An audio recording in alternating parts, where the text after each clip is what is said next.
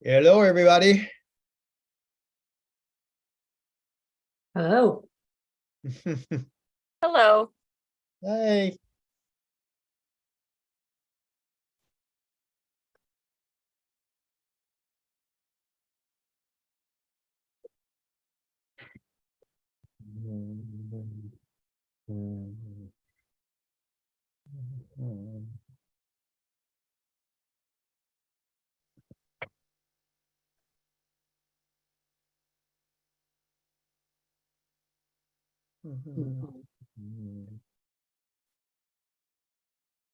Hello, everybody.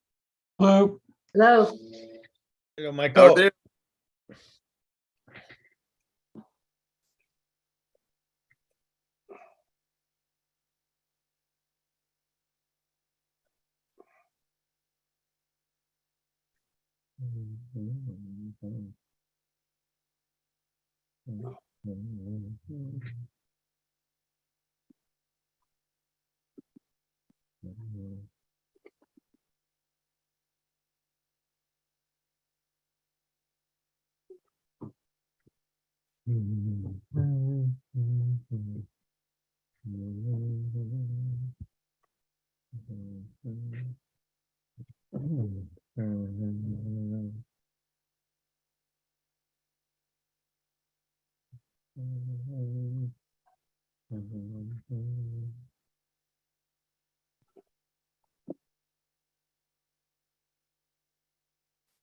Marcia, I have 6 o'clock. It is 6 o'clock and we have all arrived. Thank you. Welcome to the Moraga-Orinda Fire District Special Board Meeting, Public Workshop, November 16th, 2022. Marcia, I'd like to call the meeting to order. Can we have roll call, please? Director Bates, Here. Director Danziger, Here. Director Jex, Here. Director Jorgens, Here. President Donner. Here. Chief, would you have the honor of leading us in the Pledge of Allegiance, please? Yes, sir. Thank you. I pledge allegiance to the flag of the republic for which it stands, one nation, indivisible, with liberty and justice for all. Thank you, sir. Item 2, I will open up public comment for items not on the special agenda. Marcia, do we have any hands raised? We have one hand raised, Jonathan Goodwin. Thank you, Marcia. Hello, Jonathan. Good evening, everyone. 2 quick things. I just ran in from getting firewood, so bear with me. First is regarding next month's meeting. There'll be a topic on the agenda about choosing officers. And I want to say that a long time ago, there were sort of turf issues in Southern California, fires that would begin in one jurisdiction, shift over to another, and so on. It was a little difficult, but then they came up with Fire Scope, which led to the incident command system, which is really a lovely thing. And I'm hoping that directors next month will take a look at this issue and decide whether or not you really want to continue an eye for an eye, tooth for a tooth type of attitude with how officers are chosen and use it for retribution. And I say this because I'm hoping that directors will actually think about not what's best for them, not what's best for their faction, but what's best for this fire district. The second thing is it's a repeat of something I said before, but it requires board action. And that is, I think it would be really helpful if any incoming president were actually trained, not just advised, but actually trained by staff as to how in running these meetings. I mean, if there's one thing the fire service knows about, it's training.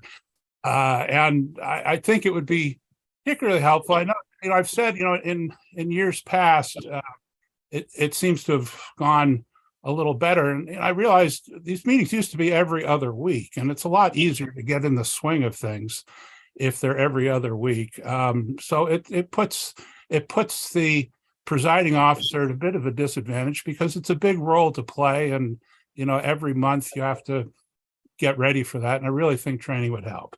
And that's it. Thank you. Thank you for your comments, Jonathan. Any more public comment, Marcia? We do not have any more hands raised or received written public comment.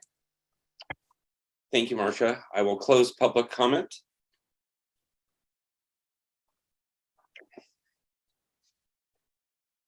.1 single role EMT and paramedic positions.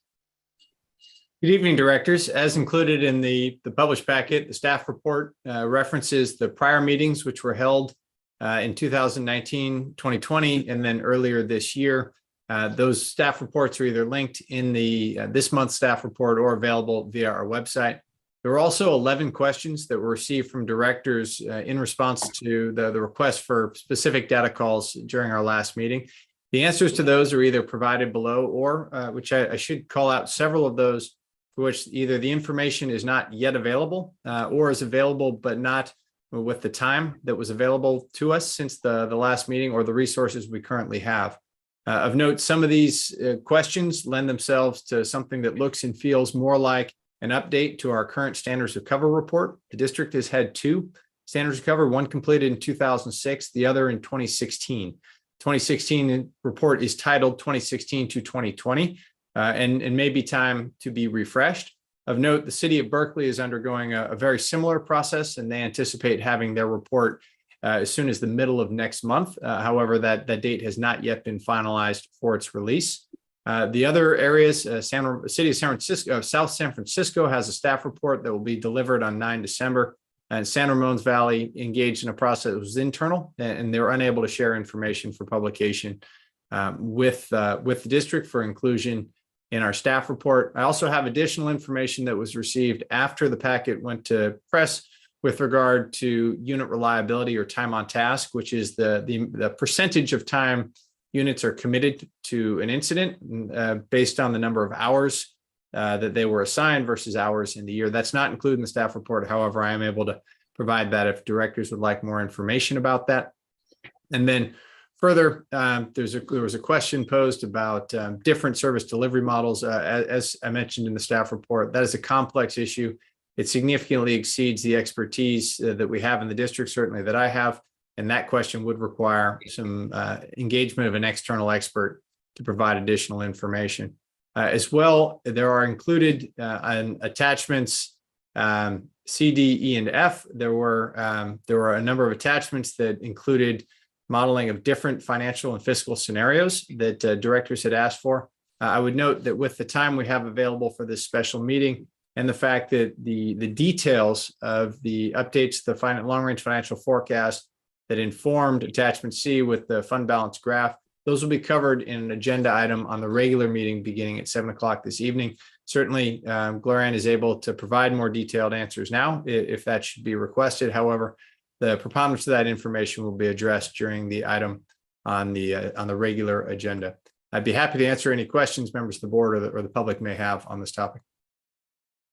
Chief, this is Director Donner. I have just curious in regards to question 6, the alternative service delivery models. Can you give me, just without going into detail, because I know you don't have much information on this, can you give me just a general idea? What would that look like?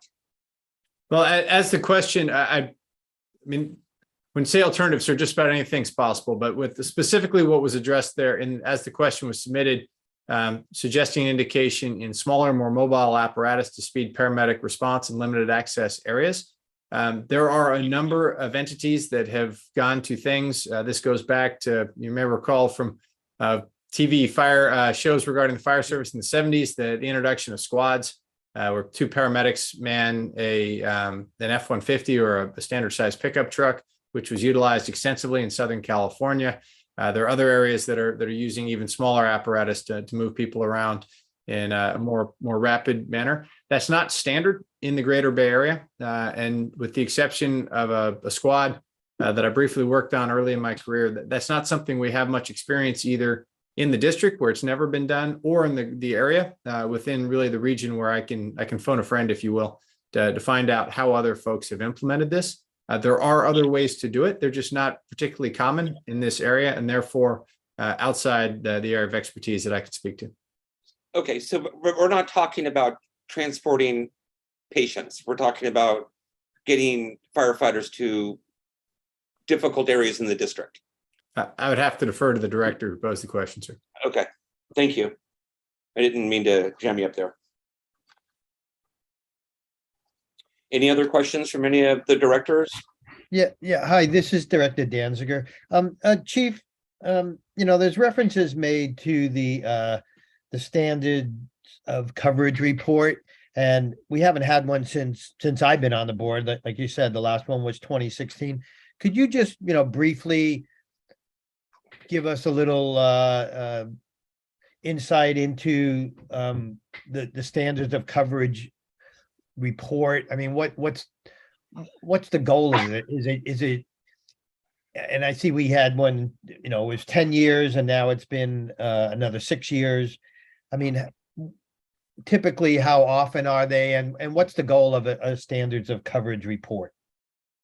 Yes, sir. As I believe included in the name, it's to give a sense of what a district's or a fire department's ability to cover their district with regard to EMS, fire, rescue, and any of the other perils that the fire department is charged with protecting the public from.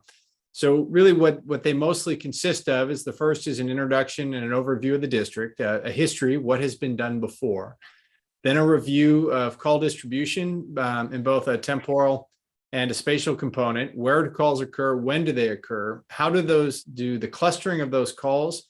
How do those relate to the location of your fire stations, which usually is analogous to the location of your apparatus in the fire service? And once we've taken a look at where calls occur, when they occur relative to where our resources are located, then there's usually a response analysis that discusses the amount of time it takes to get to the different areas, identify if there are particular outlying areas that are underserved and can that be addressed, makes recommendations about how to reduce any deficiencies that are identified. And one of the challenges there is that what do you benchmark? There is no requirement other than our contract with the local EMS agency that has to do with the provision of ALS care, how long it takes us to get paramedics, which is associated with our exclusive operating area rights for the delivery of EMS. Other than that, there are no requirements.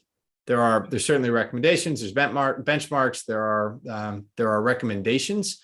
But as one of the more well-known providers of SOC studies likes to say, a community needs as much fire protection as it can afford. And so while there is an attempt to quantify what level of coverage is being provided and to identify if there are areas that are underserved and could be better served, it breaks down the difference between call receiving and processing, turnout, response, and then weight of attack, time that it takes to do that to aggregate the effective firefighting force required for either structure or wildland fires.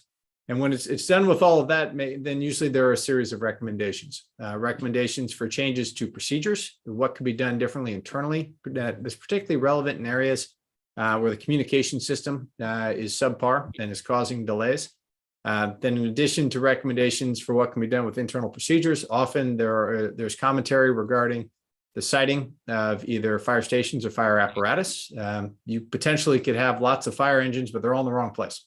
And your clusters of calls aren't co-located, and then that needs to get run through. Is it possible to move the fire stations? In a built-out community such as ours, there's not a lot of options as far as moving things around, although certainly there may be with Station 41 in the near future. And then lastly, recommendations with regard to increasing service levels and in what manner that could be done. Thanks a lot, Chief. Prisoner Dunn. Go ahead, Director Jorgens. So I think Chief went back, I don't know, 6 years ago when I got started on all this. I talked to some of the people that do those kinds of studies. They said they also do a lot of benchmarking of best practices and sometimes, very distant organizations, because, no one city, state, whatever has, even country has all the best ideas about how to do things. And, given the, geography that we have and the kinds of roads and density, and there are a lot of factors that go into it that I think can have an impact on what kind of equipment and how it gets deployed and many of the things you already said. One of the other things in answer to President Donner's question about other things that, for example, Contra Costa County does, is they dynamically station their ambulances. They don't leave them in the fire stations.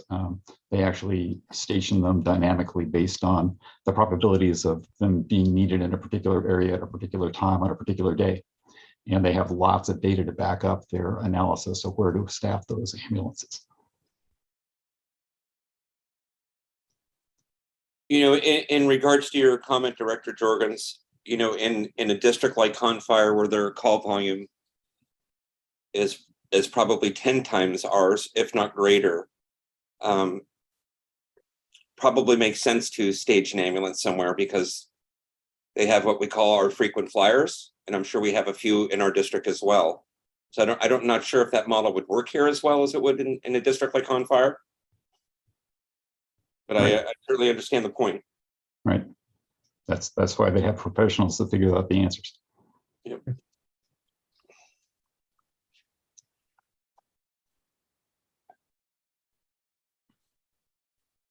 So, Chief, it would be, if the people don't have questions, I would appreciate going through there's a lot of data and some comments here. I think it might be useful, at least for me, to get your take on some of the statistics that you provided, response times and trends and that sort of thing, just so we can understand, you do it for a living and we do it,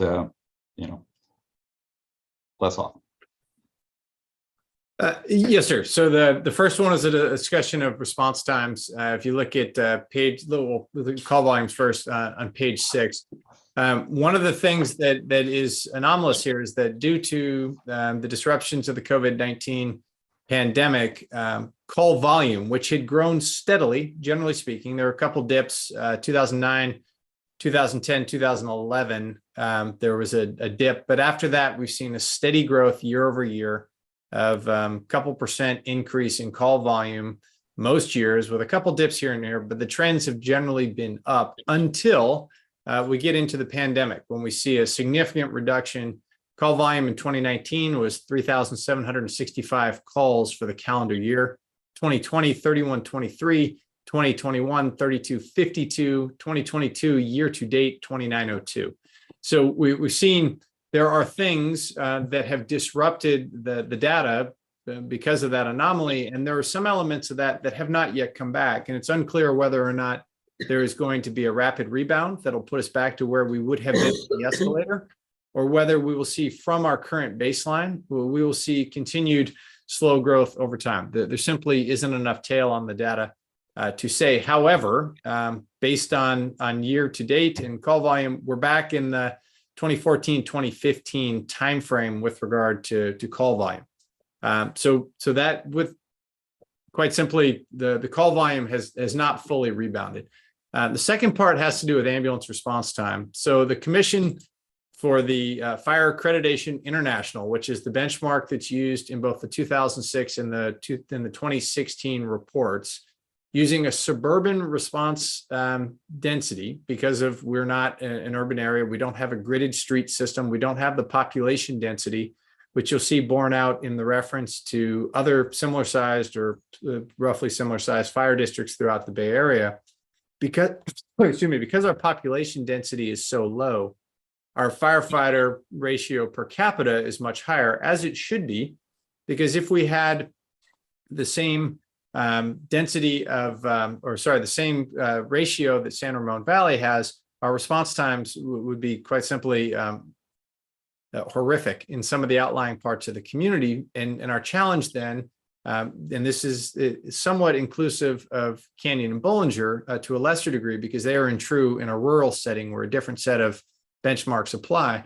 But there are outlying areas of the community where it is simply not possible to have a converging response, which is a phenomenon you see in metropolitan departments in a gridded system, where you have multiple resources converging to the call. That only happens in some very select areas, primarily in southern Orinda and in northwestern Moraga. But generally speaking, all of our stations are running away from their help, if you will, which means it's hard to have to be able to justify the having what would be sort of standard per capita ratios, because we are so spread out.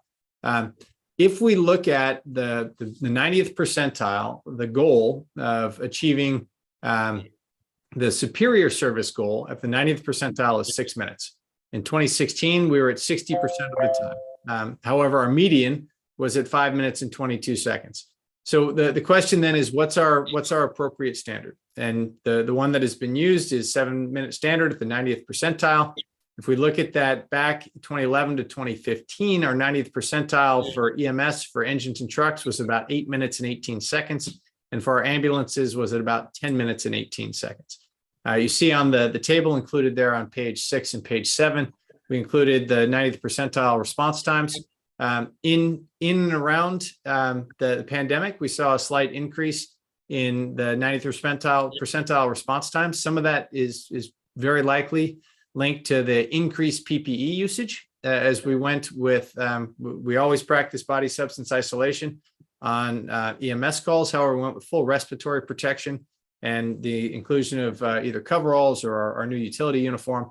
There are some necessary delays that start to look and feel somewhat like the addition of putting on structural firefighting ensemble that causes a longer response time.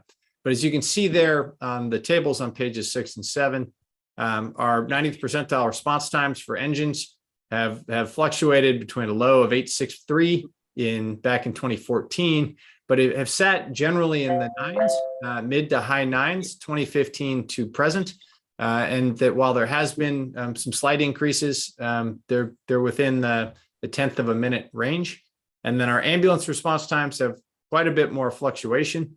Medic 45 and Medic 44 for the period that was the front line typically have slightly longer response times and have about a third of a minute additional turnout times. And that's really associated with the time that's required to move the structural PPE and the radios and so forth from the engine to the ambulance as that cross-staff crew moves between the two units. That said, the times are generally pretty stable with a significant increase in 2021 for Medic 45, very likely associated with the requirement for additional PPE in effect at that time. Does that answer your question, sir, with regard to timing and call volume? Well, kind of. I guess the thing I would take out of that as a takeaway is during the, if you combine the two tables and you say, hey, we've had a pretty dramatic increase in call volume. And during part of this time in 14 or 15, we had the extra staffing on here. In other words, that was still a time when that was happening. And the response times didn't change when the extra staffing went away. So the quality of service didn't actually get any better with two variables happening. One, we reduced staff, and the second one is we had a lot more calls. So what that says to me is, if you look at us relative to, as you did here, San Ramon and Albany and other places, we have an average of roughly 2 calls a day. And I think President Donner just said that, we have a tenth of what they are in Contra Costa County. And so the question is, if we have, even if we increase our staff, it doesn't sound like it makes any difference in our response times. And because we're already, very well staffed, as I understand it, are on, I'm not sure what the formal term is, but how much time we're available and sitting in the station, basically, we're totally ready to go and can go respond to anything we want to, is in the high 80s.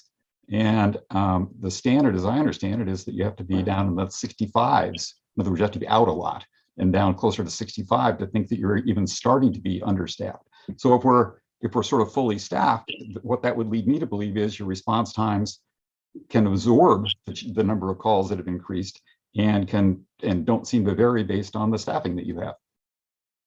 And that's what I see the data saying. Is that wrong? Well, there was a lot there, sir. Generally speaking, our medic units, it's the unit hour utilization, or UHU, otherwise known as either time on task, which is the amount of time the units are committed, or unit reliability, which is the amount of time that the units are not committed and therefore available for calls. Medic 41 sits year to date at about 12.44%. That's reasonably consistent. Going back 2020, 11.21, 2021, 12.45 with the downturn. 2019, it was about 14%. time on task for Medic 41. And then Medic 45 combined with the Engine 45, since obviously it's one unit for our perspectives, has been sitting at about the 10.5% time on task over the last couple of years, with a little bit higher going back before that, but generally speaking in the 10 to 11% time on task historically. So if they don't vary, if we haven't seen a change in the response times with the increase in volume, that says that we're handling that extra volume because it hasn't caused our response times to slow. And if we, well, I guess that's kind of the biggest one. And also it didn't seem to matter when we had more people or less people, we still had the same response times.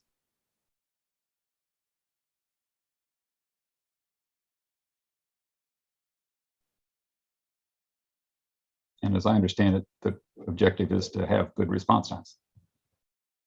Yes, sir. As in accordance with that CFAI benchmark, having that 90th percentile paramedic to your side, and then subsequently transport to the location so that the patient who's been stabilized and packaged can be transported to definitive care.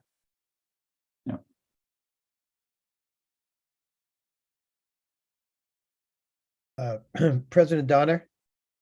Yes, sir. Go ahead, Director Okay. Danziger. Yeah, I see. So Chief, just help me here in just a second. If there's a call, even in let's just say North Orinda, medical call, and everyone is in quarters, even if it's in North Orinda, does Medic 41 get the first call and they respond? No, sir. The Medic 45, Medic 41 are both first out ambulances. So we use AVL, so automatic vehicle location, and then proximity along with zones. And so whichever unit is closest to the EMS call is toned out, takes the run, and then is backed up or backs up, depending on who's closer, obviously, with an ALS engine, which mimics the system in place region-wide. Just the distinction here is that we happen to own both the ambulances and the engines instead of relying on a contracted ambulance provider. Okay. So Chief, in North Orinda, isn't sometimes, at least on like Orinda View, isn't the closest ambulance or the fastest ambulance often the one from Lafayette? No, sir, not for ambulance. Engine, yes. There are times that Confire is the first due engine in that area. However, for ambulances within our exclusive operating area, we only utilize Confire AMR Alliance ambulance when we have no units available, which is when we get typically into a fourth simultaneous EMS call. But there's a distinction between the boundary drop, which is in effect for our engines, and we do not have a similar boundary drop in effect for our ambulances. Confire comes to us when we are drawn down. We go into Lafayette when they are drawn down. But the EOA, the exclusive operating area, holds for EMS transport. I'm not sure if the other board directors received as many emails as I did, but when there was the misinformation out there about us possibly consolidating with Confire, I had received about 150 emails. And I did receive approximately 275 to 300 emails from constituents in Orinda and Moraga with a desire to increase the staffing level. So there certainly is an interest from the public out there. And I think that, as a board, this is an insurance policy. Instead of having $1,000 deductible, we're having $100 deductible. God forbid, we have an engine out of 45 is out of service, and there is either a structure fire or another critical car accident on the freeway. It also would increase, I think, Moraga. If 45 was to be staffed with medics, I think it would also serve Moraga as well. Any directors have any thought on that, or did they receive any emails? I received a whole bunch. I think by definition, we all got the same emails because they were all generated by a computer program on the union's website that generated and sent it to all of us equally. So that's pretty straightforward. The question, I think, though, is those said we needed to increase staffing, but in reality, we have 15 times the calls for ambulances that we do for firefighters. And if our objective is to make sure that we have good ambulance response time, and we don't want to send ambulances to fires randomly because then they wouldn't be available the 15 times as often as they would be needed for fires. If there was an ambulance call, which I think is what you just said, we want to make sure we have available ambulances. Then the question still needs to be answered whether they should be paramedics or firefighter paramedics. And I think that's why we're waiting for the Berkeley and the San Ramon and the South San Francisco standards of coverage reports, because hopefully it has their logic in there about how they thought through that question. And obviously Contra Costa County has thought through some of those questions. And I guess we haven't gotten their data yet either, because they have, paramedic only ambulances. So I think the question is, do we really have, and does the public have the data that we need to do that?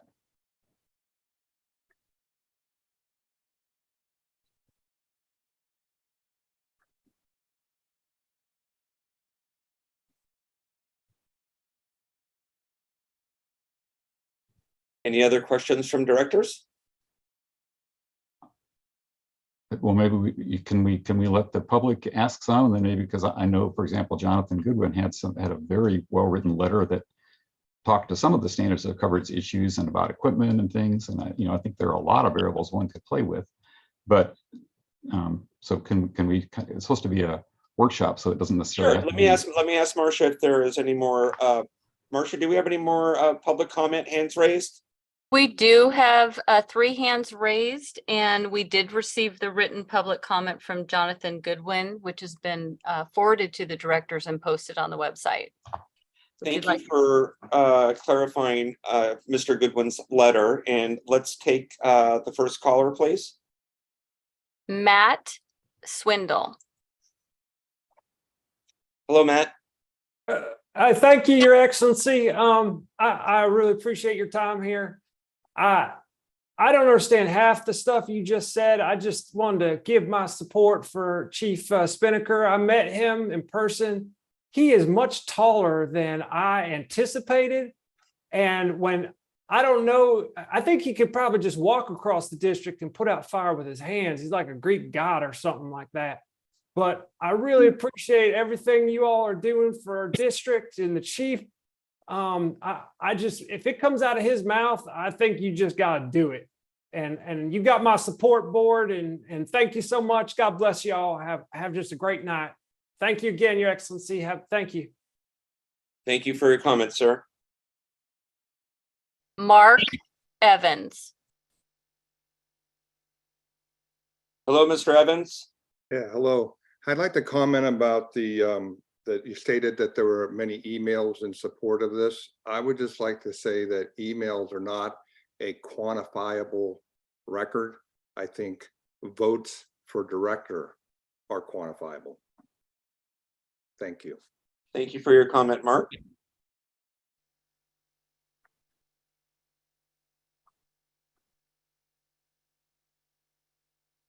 Jonathan Goodwin. Good evening again. I just want to say a couple things.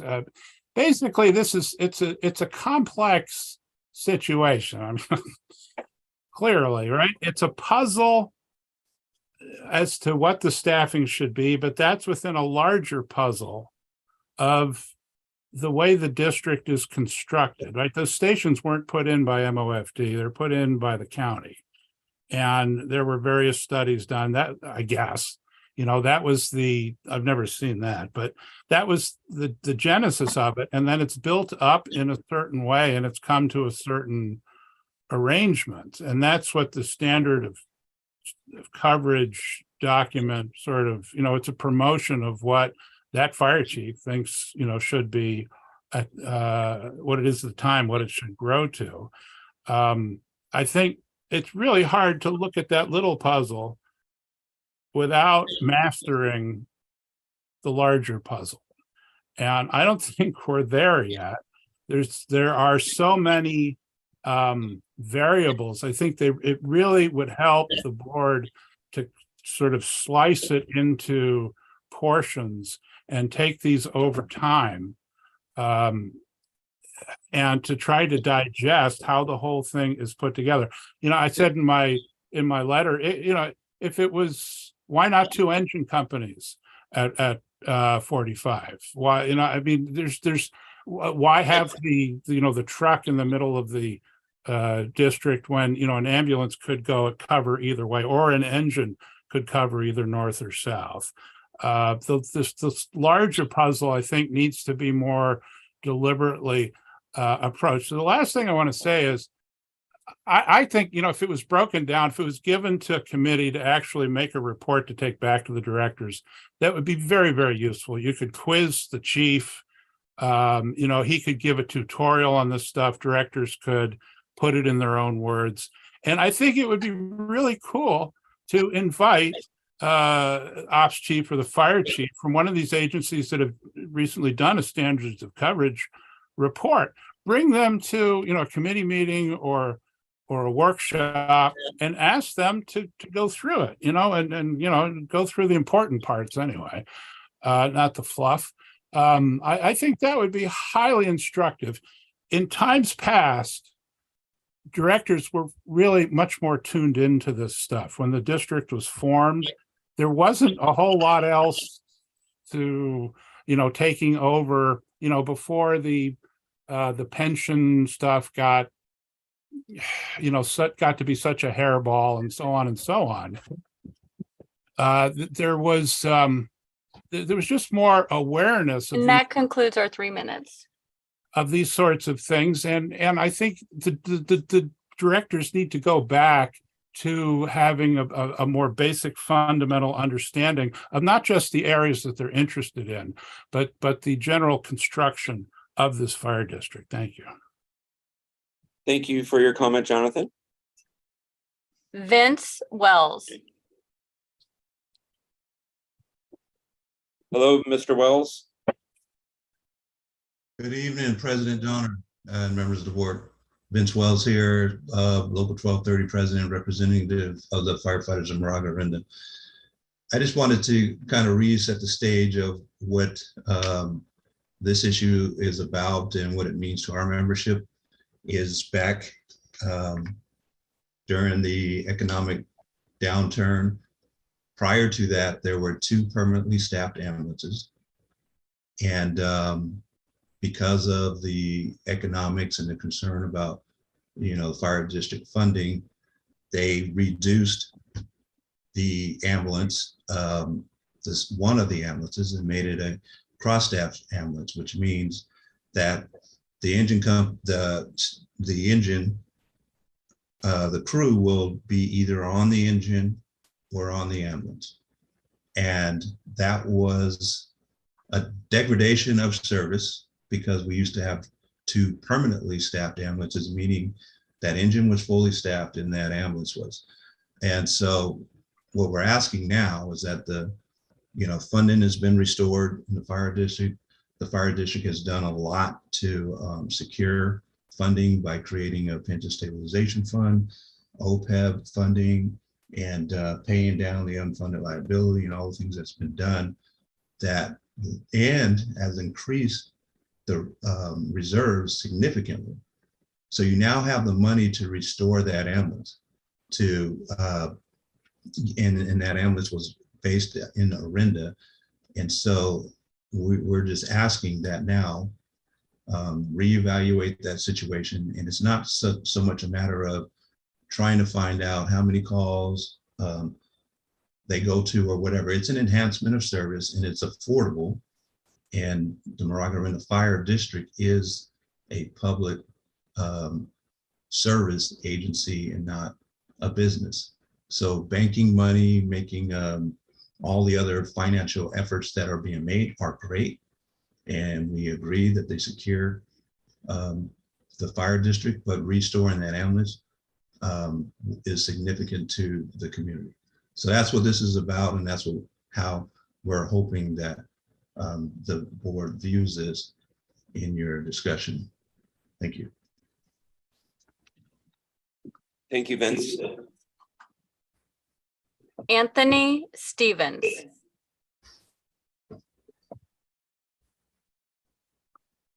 Mr. Stevens? Good evening, President, members of the board. Just wanted to touch on a few points that I feel that some of the presentations are missing when comparing the Moraga-Orinda Fire District to other agencies that provide a similar service. You know, the chief talked a little bit about being, you know, some areas being an urban setting with a grid system.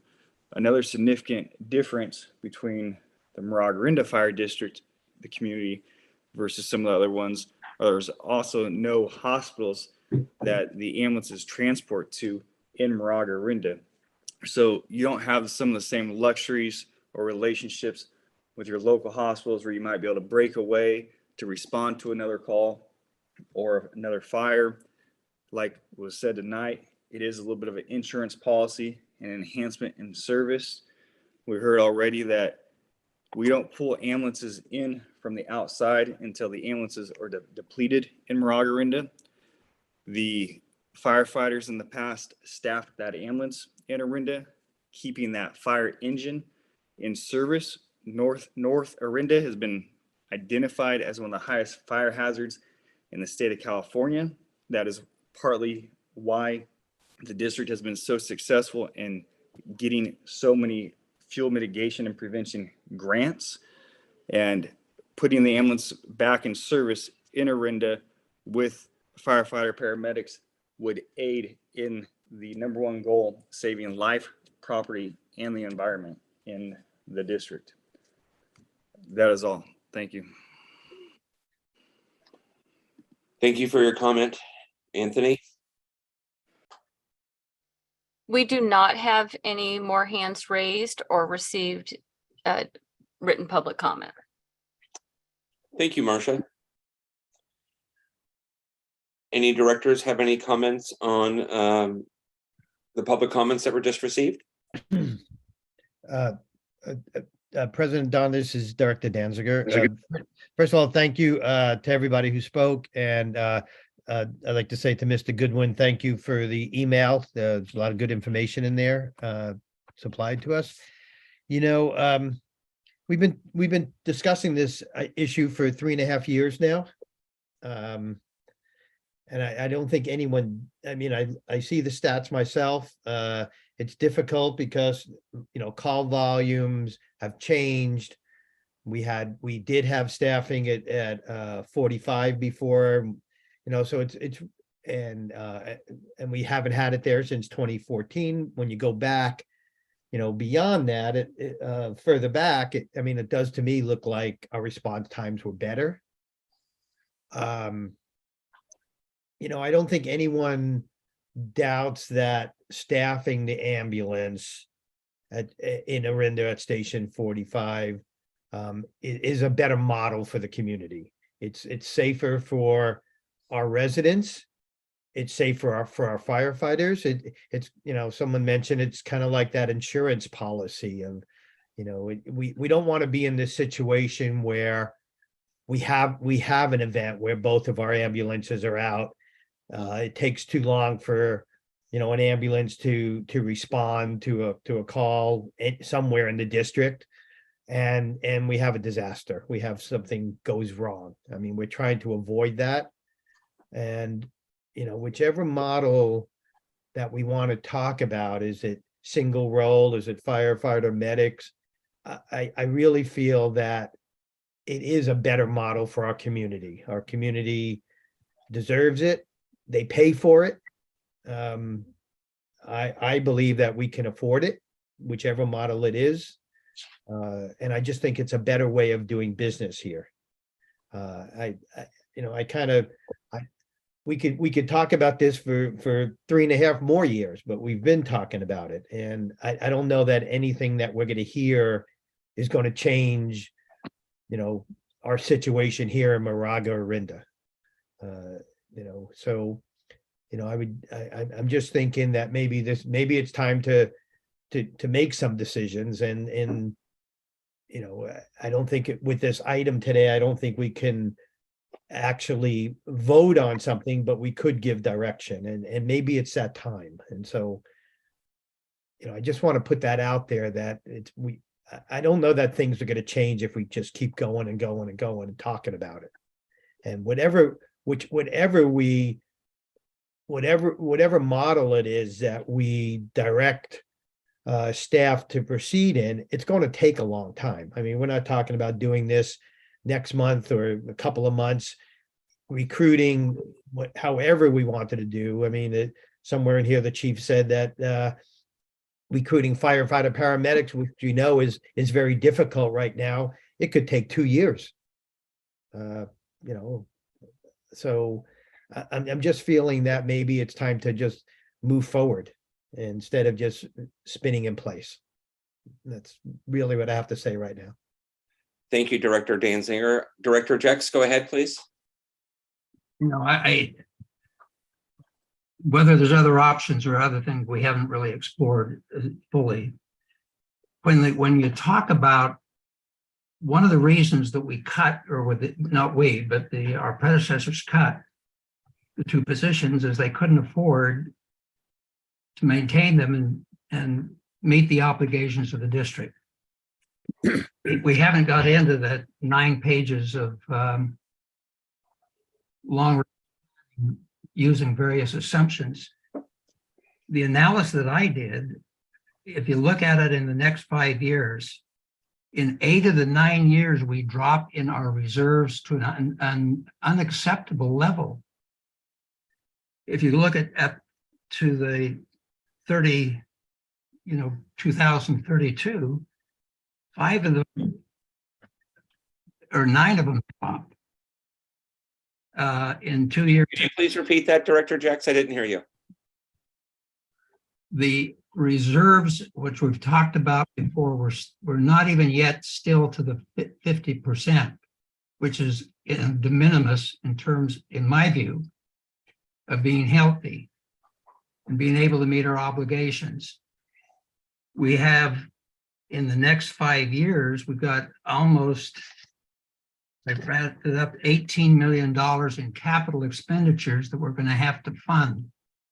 So when I looked at these analysis, the conclusion I came to, and I don't have all the answers that I have in terms of just how they were prepared, but the preparation of them shows a disastrous result in the next 5 years in terms of the reduction and elimination of our reserves down to a level. In fact, in 2 of the years, you go negative. That would be 61% and 17% below zero. So when you look at it, and then the big questions I have are the assumptions on which some of the information, even that's in here, we have, you show that we're reducing dramatically in most of the years the amount going into the pension reserve fund. In some years, it's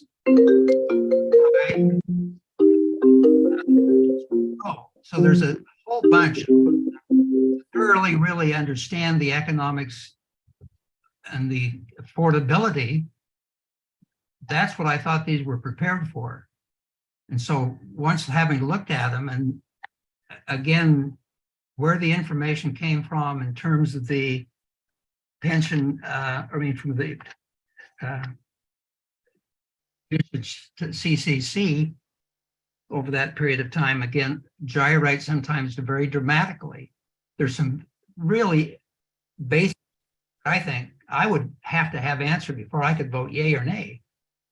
And I don't think we have that information at this present time, and it's going to take some time. The other thing I really feel, and because it is so important, that we have a better understanding of the pension, the implications on the pension fund that are reflected in the forecast, because they're inconsistent from year to year.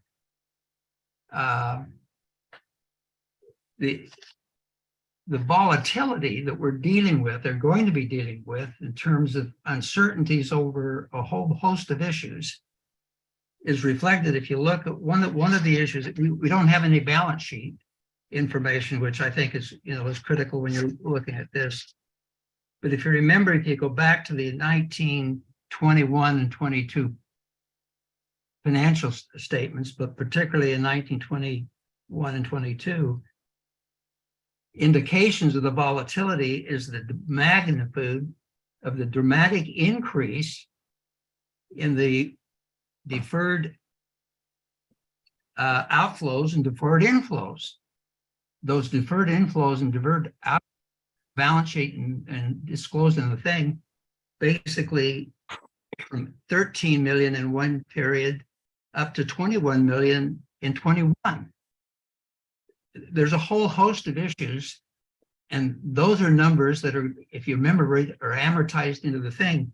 Well, when I put together an analysis and it showed over the next 4 years up through 25, in one of those years, we have a switch on just one item that goes from up $8 million of additional cost that's not reflected. I mean, there's a whole host of issues financially that I think have to be answered in my view.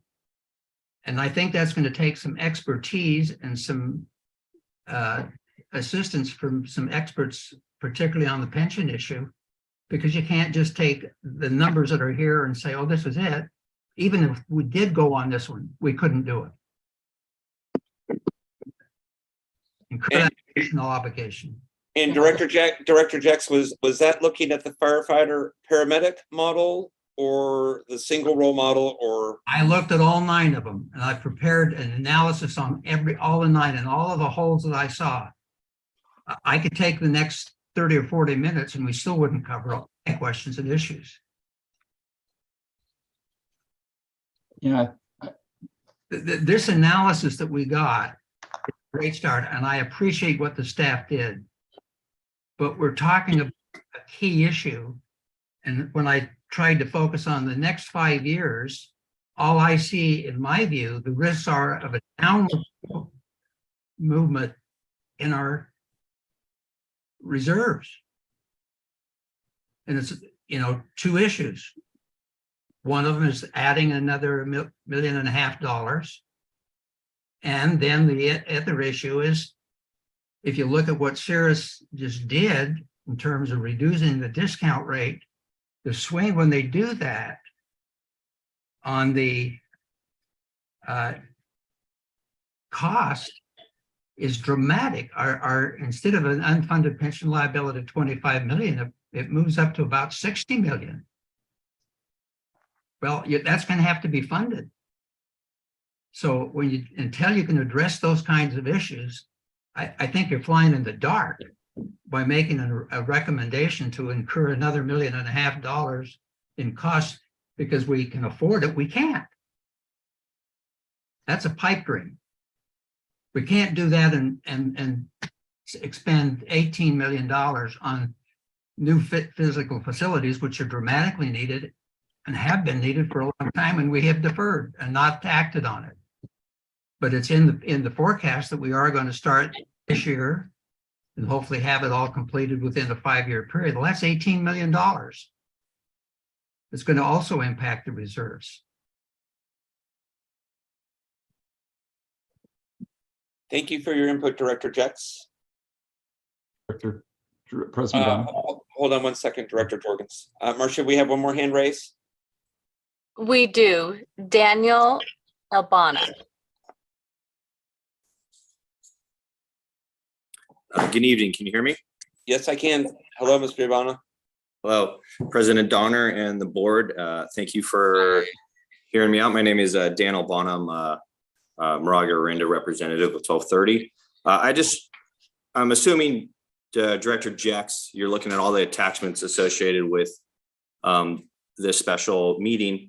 And I'm looking at it, attachment D, just to look at some of the expenditures in which we have. And I just want to make a comment in here when we talk about staffing and not being able to afford it. There's certain things that when you talk about funding reserves and funding things that are very expendable, and looking at this and looking at the forecast provided by the district, throughout all the years, we're still doing $500,000 towards the home hardening fuels mitigation aspect to it.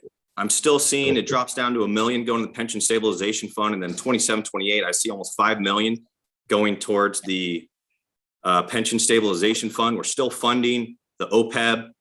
There's a ton of money still going to these funds. And from my understanding, the pension stabilization fund is designed for this exact reason. When we have an increase in pension that we can't afford to pay, that's what this account is for, to offset that increase in cost with the increase in what Cicero is saying we owe for our pension stabilization. So I know I see some red. I know I see some downturn. I see what you're seeing. I know you're saying you've run a lot of numbers, and I unfortunately don't have those in front of me, but I also see a lot of money going to savings accounts that, you know, they're designed for this purpose, to offset these costs. And again, to go from $1 million up to $5 million into our pension stabilization fund, which it'd be interesting to hear what Glorian has to say why that jumps up like that. But there is a lot of wiggle room here to say that we're not locked into running a deficit and running down our general reserves. And I'd also like to say that the standard is to have 2 months of general reserves on, which is about 17-ish%, not the 50%, which we are just under currently. And again, you look at the long ways fans, if we do nothing, we're now talking about a 10-year plan of having somewhere on the orders over 100%, something like that, based off what I've seen in here. So I think there is plenty of money and plenty of wiggle room, even with adding the 2 firefighters. Thank you. You mean the 6 firefighters? Yeah, 2 per shift, sorry. Director Jex, Director Jordan. Yes, go ahead. Go ahead, Craig. Well, so I guess I'm going to go back to something that Director Danziger said. He said, we needed to make a decision soon. And I guess I'm, knowing that the logic about what, and he said, either, just we need an ambulance. And he didn't, he said we could have it either with the, firefighter paramedics or just with paramedics. But we needed one. And I guess the question or the point for me is, well, we have 2 studies that are coming out in 1 month that are going to show why Berkeley and why South San Francisco chose to make a decision one way or the other on that. And it seems to me that it would be very reasonable, since we're trying to do the best thing for our community and have the best level of service and understand why, usually it's good to learn from other people how they thought through things too. It seems to me that delaying this until at least we get those standards in, even if we don't develop our own, which I think we actually should, would just make a lot of sense. This is literally the largest financial decision we've made in the last 6 years. To spend $1.5 million per year plus inflation forever, because that's what we're talking about, it is a huge financial decision. It's bigger than building a new building or anything, because after just a few years, you paid for the building in that much money. So this is a huge financial decision, and we're doing that. Last time we did this, we increased things in 2008. We increased from 17 to 19. We'd already had 10 years of service. We've only had 19 for less than a third of the time we've been in operation, by the way. But in the face of what ended up being the worst recession we'd had, for a long time after 2008, we increased from 17 to 19 back in 2008. And now we're looking at, Facebook laying off 11,000 people, and Amazon laying off 10,000 people, and Twitter laying off 3,000 people. Look, Amazon's not here, but the other ones are here in the Bay Area. Thousands and thousands of jobs that we haven't seen for a long time. And, back in 2008, our revenues were flat. None of these scenarios show a flat revenue scenario, right? Flat revenues means that it doesn't go up at all. And it did that for a year back then. So that really changes your financial outlooks. And so to me, I'm not saying that we should or shouldn't do it. Maybe we do need to have an ambulance there. As the chief said, more is always better. That's good. But I think what I haven't heard any discussion about tonight is how to staff that with what kind of people. And I think the studies that we're going to be seeing from Berkeley and South San Francisco, and maybe even our own standards of coverage will tell us what the best way to do that would be. And so I think we should get that data and make an informed decision when we get it.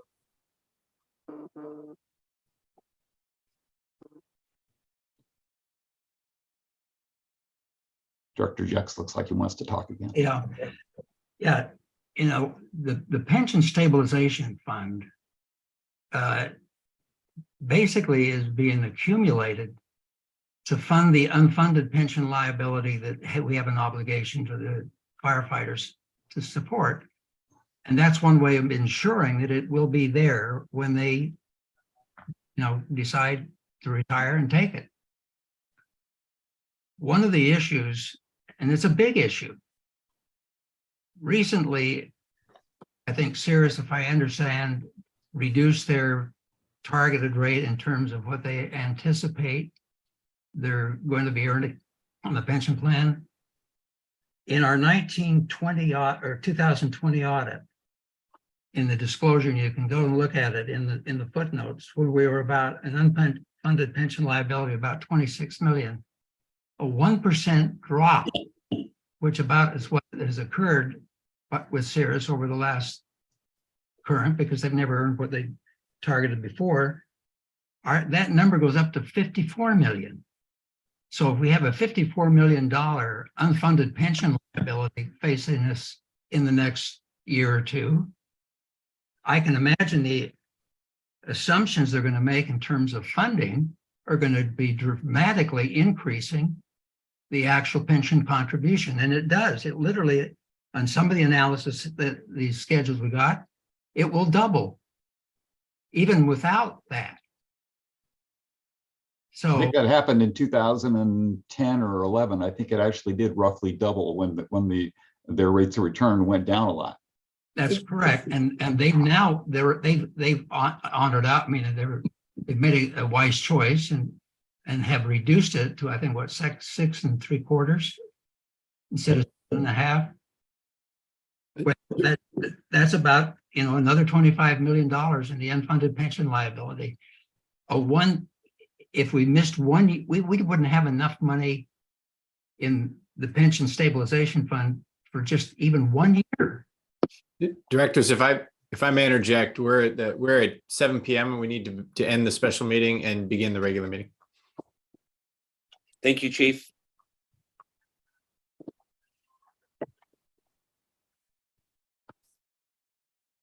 Well, President Donna, this is Director Danziger. I think everyone's made good points. And I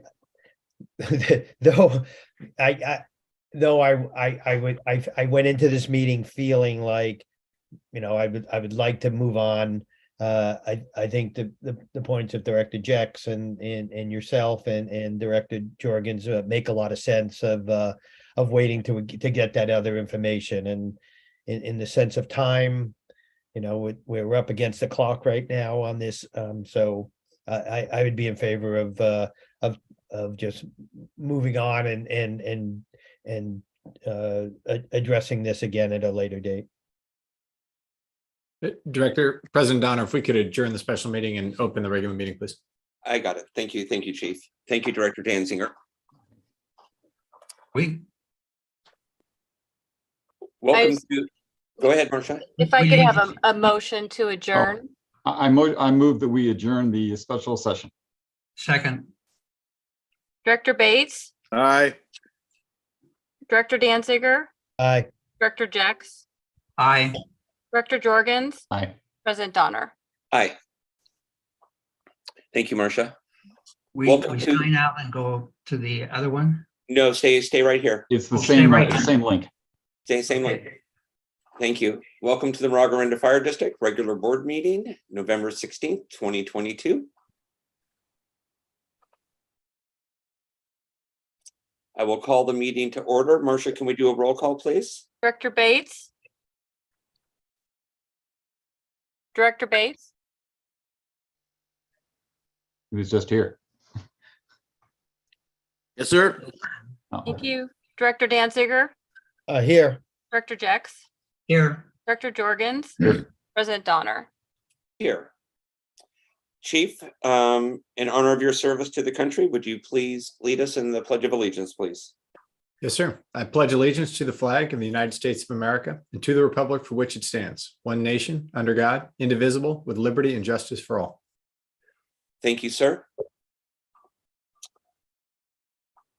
Next slide. Thank you, Marcia. Adopt Resolution 22-30, re-ratifying findings and determining a need to continue holding remote meetings by teleconference.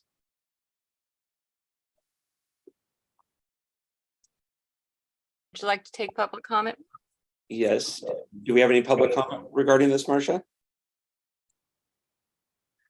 We do have a hand raised. Vince Wells, he lowered his hand. We do not have any hands raised and we've not received written public comment. Thank you, Marcia.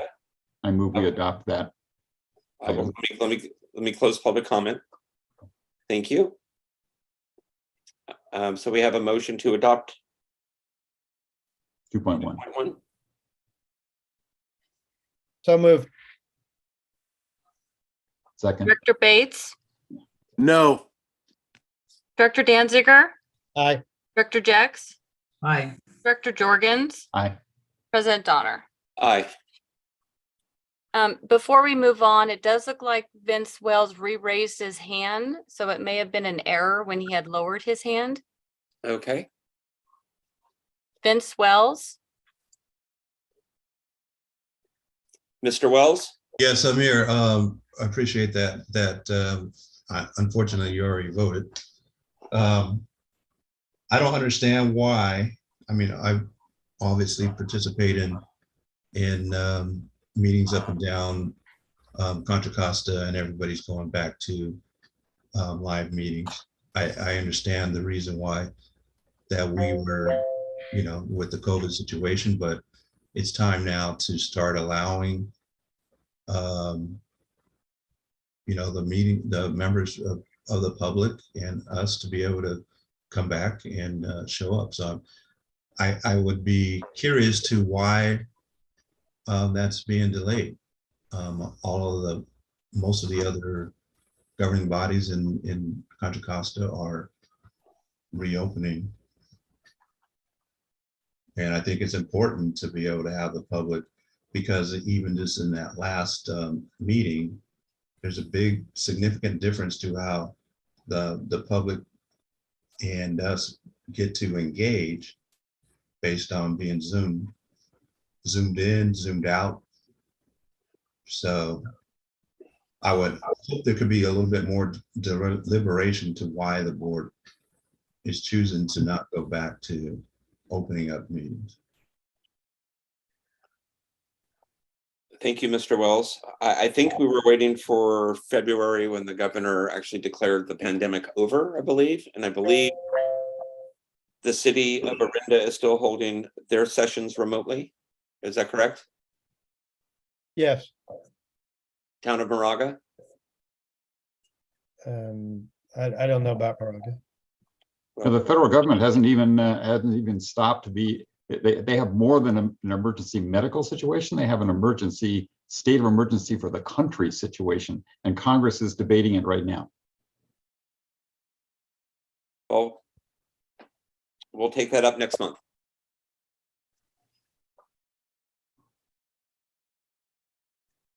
Next slide, please, Marcia. I will open up public comment for items not on the agenda. Vince Wells.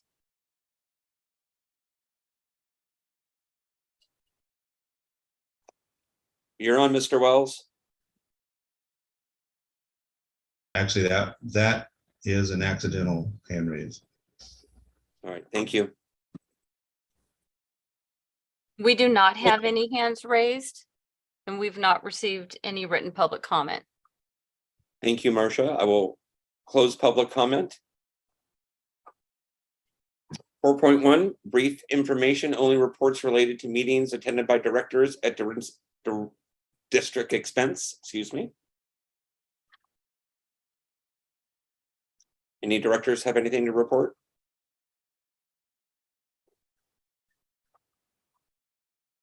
Nope. 4.2, questions and informational comments from board members and staff. Nope. 4.3, communications received.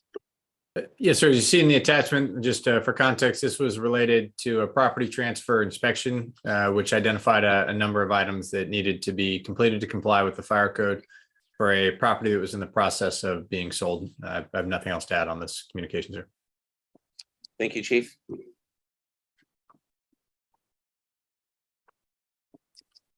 4.4, fire chief updates.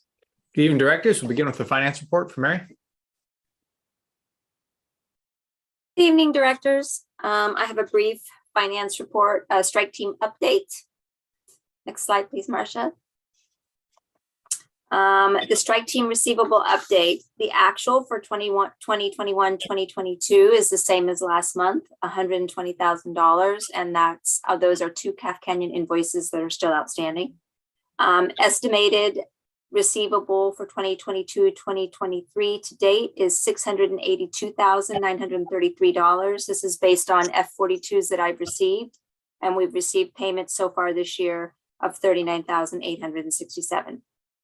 And that concludes my report, unless there are any questions. Thank you for your report, Mary. Thank you. Up next will be Human Resources, Christine. Good evening, directors. Tonight I have a recruitment update. First off is the firefighter paramedic training recruitment. We are continuing to wrap up the final steps in the background process with one of the candidates, and we'll be scheduling a 5-call and EMS evaluation once the background is finalized. In regards to the fire inspector plans examiner recruitment, an oral board was hosted on November 9th. We have identified a top candidate, and that person is currently going through the background process. Next, the fuels mitigation specialist recruitment. The first review of applications occurred this past Friday on November 11th, and we have invited 4 candidates to participate in an oral board interview that we have scheduled for Tuesday, November 29th. And finally, the internal only battalion chief recruitment application period closed today at 5 p.m. We had a total of 2 applicants and will be hosting an examination process on December 8th. And this concludes my update. Thank you. Great, thank you. Thank you, Christine. I do have one question regarding the firefighter paramedic. Sure. I believe last meeting, didn't we have 3 in line? We did, and one unfortunately had to drop out due to a medical issue, and then I've still got one working through background, and then another that is cleared. Thank you. Mm-hmm. This is Director Danziger. I have one question too, just to give us a little bit more information. So when we do the interviews, like so we have the fuels mitigation specialist interviews coming up. Mm-hmm. How do you typically staff your interview panels? Just for something. So yeah, so typically we will do we'll have it'll be me, the hiring manager, and another person. So for the fuels mitigation specialist, it will be Fire Marshal Jeff Isaacs, and then the fuels mitigation manager, Gordon Graham, and then myself. Okay. Have you ever used just community members on your interview panels as well? For these types of recruitments, we have not. No. Okay. How about like firefighter paramedics? Outside of MOFD? No. Okay. No. And then Christine, I have one other question regarding the firefighter paramedic vacancy. I know that we're rostered for 57. We're down to 51. Yes. When is our next entry level process for applications? So we typically have in our career development guide, we have a schedule for our recruitment process. And so the next firefighter paramedic trainee recruitment will be in I think it's scheduled in probably about 1.5 years at this point. Okay. Thank you. Mm-hmm. One more follow-up on that. Sure. following up on what President Donner said. So, it seems to me that as long as I've been on the board, we do these firefighter paramedic recruitments, and people drop out for various reasons. Overall, we don't seem to get a lot of applicants. I mean, compared to some other districts, and Our numbers are extremely low. yeah. So why not, some places do, what they call continuous recruitment. It's always open. You just always, taking in the applications, and, you don't have to process them all and do everything with them, but you just do continuous recruitment where you take in the apps, and you have them there, and when we have the openings, you kind of have that part done. Maybe you have to open the recruitment for maybe a shorter period at least, and might assist us. And has there ever been any discussions about continuous recruitment? No, sir. If I may, Christine, for an agency of our size, sir, that generally doesn't work because you end up with a stale list. And so since we generally speaking, we go through the process once a year, and we use an internal internal reviewers for the interview board, for the paramedic skills assessment, for the 5-call, and then we run them through background. And as you mentioned, our recruitment numbers are relatively low, but not relative to our surrounding agencies. Everyone's recruitment numbers are down in the current environment, and for our size, having the 9 to 13 or so candidates that we bring forward to an interview is proportionally correct for our size. So we're not lagging the market with regard to intake. But the challenge is that MOFD will always be MOFD. And while there are a number of phenomenal reasons to work here, and we have an excellent workforce, we're never going to have the marquee draw of a big name department, of an Oakland, of a San Francisco, of something like that. Departments like that, or LA for that matter, folks, generally speaking, will drop what they are doing to take that opportunity. That is not always going to be the case for a department of our size. Nothing related to MOFD specifically, but more having to do with the class of departments of which we're one of. So the challenge with the continuous recruitment then is we end up with a stale list. We have a bunch of folks on there who we've had to induct, run them through some level of a process, and we have spent a lot of time reheating the list to determine whether or not they're still available and interested. The other challenge for us is that because we are not an ALA accredited academy, we are unable to run our own fire academy, and therefore we are reliant on access to a fire academy being run by one of our regional partners.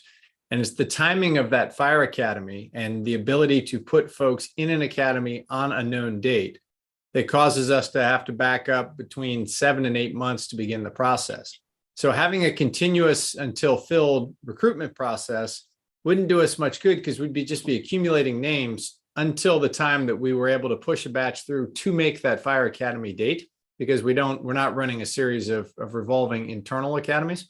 And so we would then have to sort through people whose names we had collected, but not with any currency. So that the latency and the staleness of the list is really the primary reason that a open till filled is not a great match for a department of our size. Okay, well, I want to just ask the question, and you've answered it sufficiently. Thank you, Chief. Thank you, Chief. Hey, Chief, I have one more question regarding firefighter paramedic recruitment. We had discussed previously about dropping the 12-month 911 transport. Has that been done? Yes, sir. And has that increased the candidate pool at all? It's held us hold steady, sir. But that's amidst decreasing candidate pools regionally. The challenge for us is that previously we required firefighter 1, paramedic plus 1 year of 911 transport. And while those are all laudable experiences to have, by the time a candidate has accrued all of those experiences, if they have been interested in working in the fire service, they have been picked over by other agencies that are hiring along the way. So we've been striving to hit the sweet spot of what is the minimum requirement as far as experience that we will require to apply, and then hold to our stringent internal review process to ensure that we're getting the right folks, which requires additional scrutiny when we reduce the experiential component of it. However, I'm confident that we're continuing to get good folks. The limiting factor for us, however, is that our staffing model in its current iteration, it really does not support the hiring of EMTs. And so you have to be a paramedic to meet our minimum threshold. And that means we're competing with everyone else.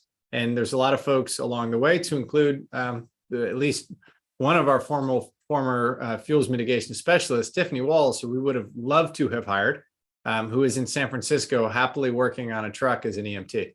And just never made it, wasn't available long enough to pass through paramedic school to where she could meet our minimum requirement to apply. Thank you, Chief. I also would like to, this is something I've had many conversations with the union and the chief with. I would like to assure the other directors that we really didn't decrease the qualifications. We just changed them. We're still getting qualified candidates. Good. Thank you, Chief. Sure. And thank you, Christine. Thank you. All right. Next up, Fire Marshal report, Jeff. Good evening, directors. Year to date, 119 did tree complaints, exterior hazard abatement are 181. Property transfers are remaining steady, 489 with initial pass 160, fails 329. Still seeing the 2-foot non-combustible zone as our most common reason for failure there. For the month of October, we did 304 assessments and re-inspections. 41 passed, 263 failed. We've closed 41 cases. We still have 302 cases open. Number of pre-citations issued were 52. Number of citations issued were 25. Of those 25 citations issued were all for exterior hazard violations. We sent our chipper truck in to get serviced and get ready for chipping season. It is back. The chipper left yesterday for its 60-hour service. We anticipate it being back either Friday or Monday. And then we'll start working on making that chipper service available. Our state mandated inspections, we are scheduling our e-occupancy inspections with the holidays next week. We anticipate to have our inspection starting the following week. No R2 inspections or R1s. Plan review is still remaining steady and keeping the plan review team fairly busy and engaged. Current projects, evacuation route re-inspections, working on a monthly fire marshal message as we move into the holiday season, our property assessments and property transfer inspections. Also creating a list of winter fuel reduction projects for the fuels mitigation staff as we transition out of the inspection season into the chipping and fuel reduction season. Working on the exterior hazard abatement ordinance, the county fire code update and our fire code, as well as a zone 0 working group. Next slide, please, Marcia. Good. Can I ask a quick question on that?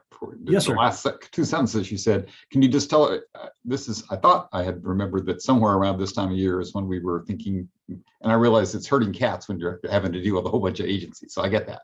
But do we have any idea when we think the new version that's going to be coordinated with everybody might be ready?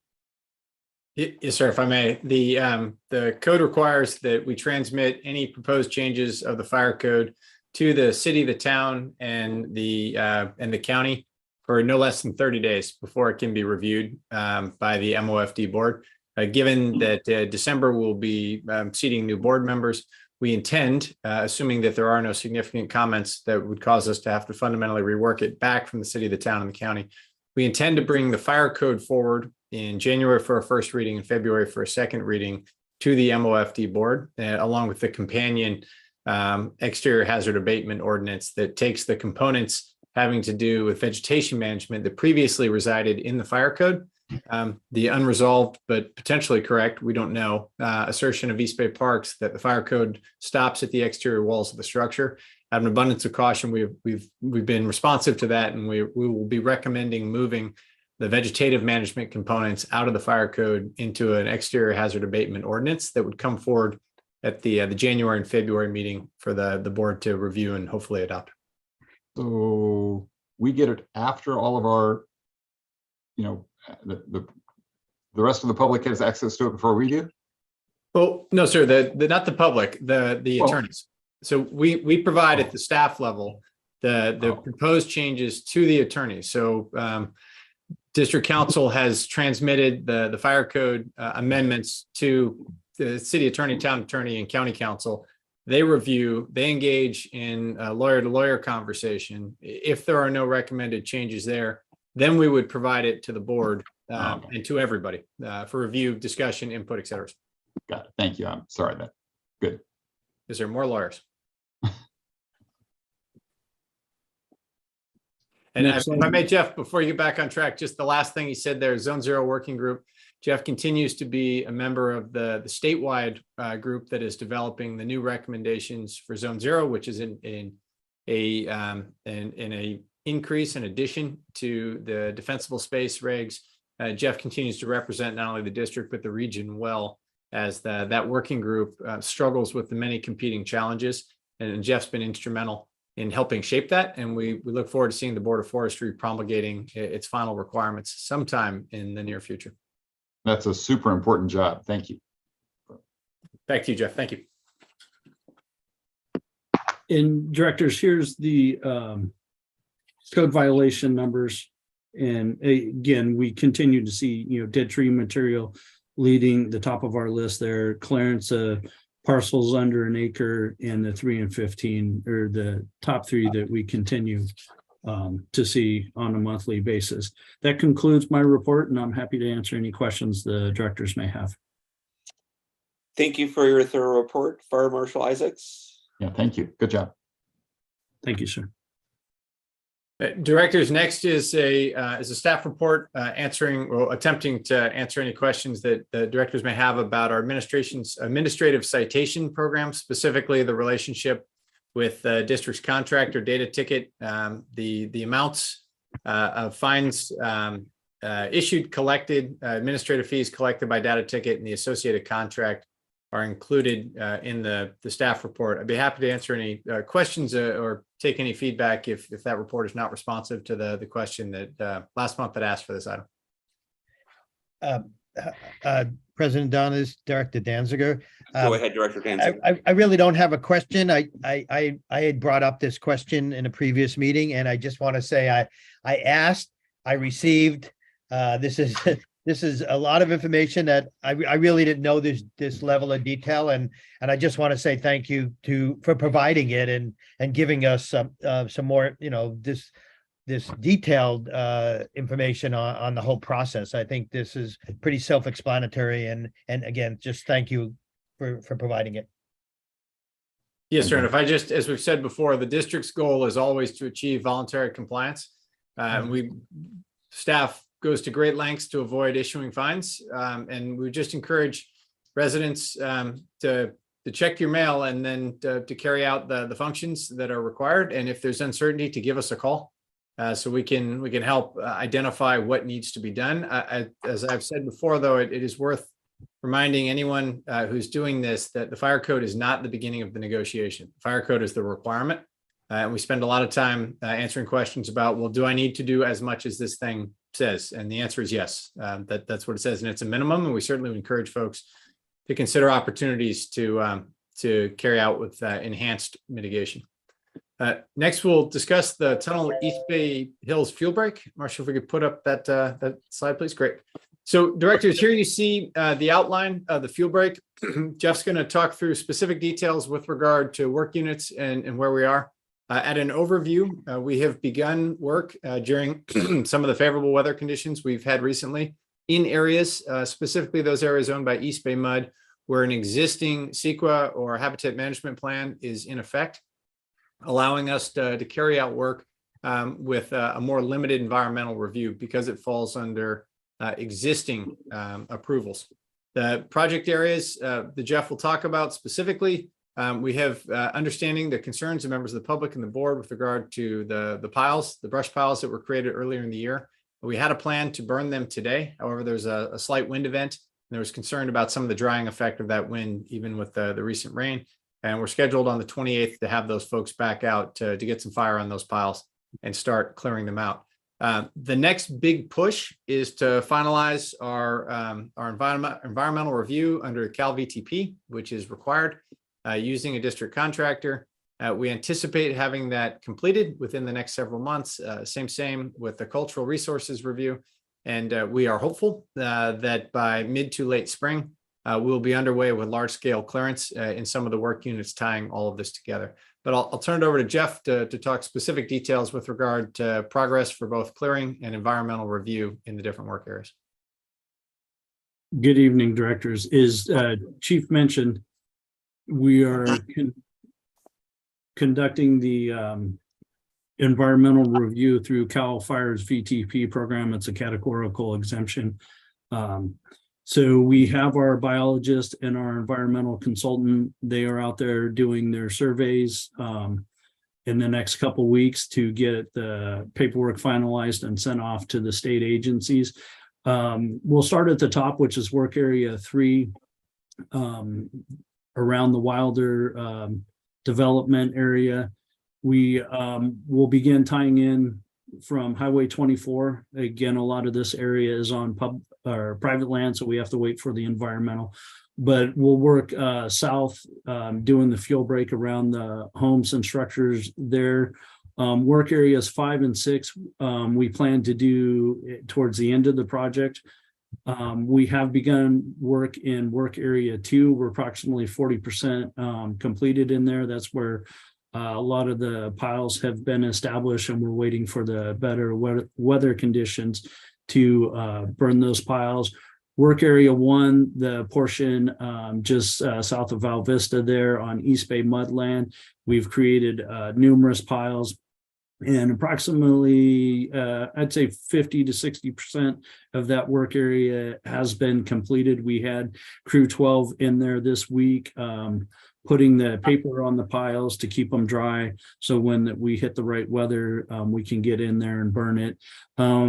I'm working with our environmental consultants on work area 4 on the private parcels to get the permissions that we need to go in there so they can do their surveys. And as Chief said, we anticipate to be through the VTP process early spring, so we can really engage and get the crews out there and do some large scale operations on those work areas.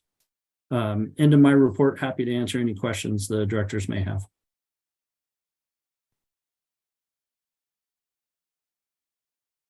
It looks like you're making a lot of progress. Yes, sir. It seems slow right now, but we'll be kicking into high gear here this spring. And Fire Marshal Isaacs, I drove through Canyon today. Are those some of the work you're doing? Is all those the rubbish piles along the road? Along Pinehurst, sir, that's the Pinehurst fuel break. We also had crew 12 in there prepping those piles for burning.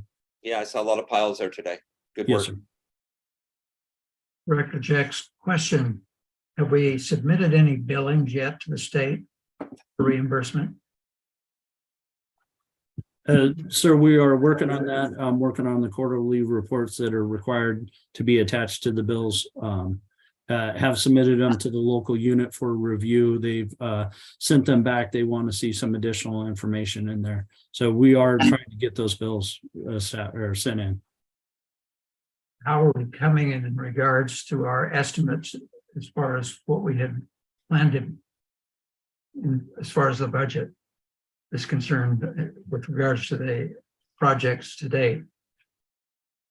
I assume we have an estimate or Yes, sir. The problem is the estimates are performance-based, not time-based, because of the unknown of the environmental review required at this stage. And there are areas such as the cultural resources review where you don't see the report. You're just told whether you proceed to work or not proceed to work. So we are within budget and within estimates for the stage of work we are at. However, the environmental review is taking longer than one would have hoped, but it's one of those things that there simply isn't any way to rush it. I think the answer to your question, we'll have much more data to inform that as we start moving into late winter, early spring of 2023, and we begin to get fuel mitigation underway in earnest, utilizing contracted crews. That'll significantly increase the burn rate and will give us a much better sense of dollars per acre and whether where we are within the range of our estimates, sir. okay, thank you.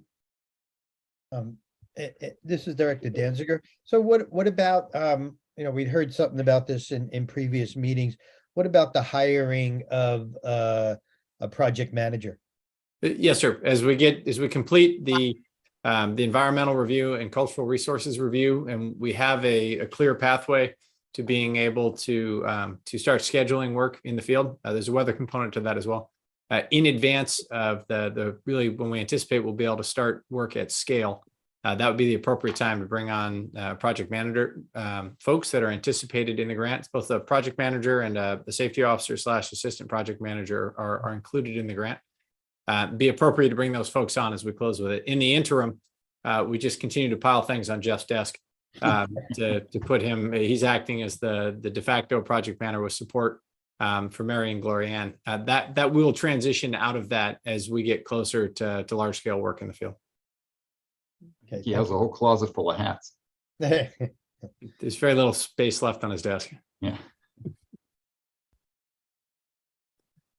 I believe there's a raised hand.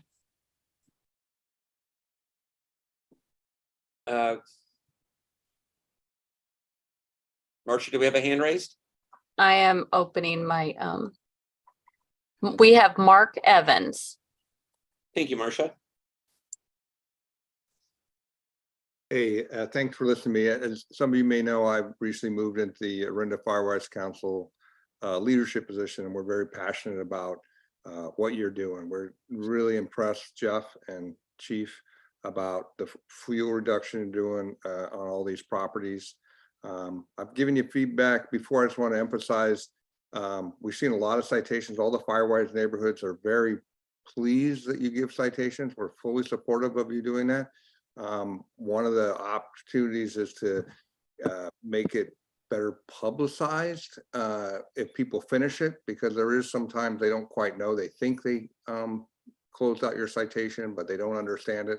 So we as the Firewise communities would love to work with you to help make sure people understand if you get cited, we're supporting you, help you with the FAC ambassadors to make sure that they are compliant with the code, and just support all your efforts. And just want to say that it's very visible and very appreciative what you're doing, Jeff. Thank you. You're here. Next, we have an update on the home hardening grant program. There's an attachment staff report. I would point out that that specifically from that, there have been a small number of requests for reimbursement.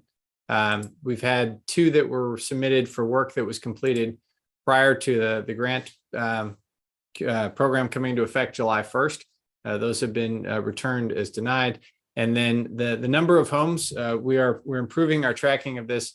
The applications processed is a lagging indicator, because we have and will continue to encourage neighborhoods, groups, et cetera, to one application picks up rolls of mesh, which are then being distributed within the community to reduce the administrative burden both on the residents and on district staff in the processing.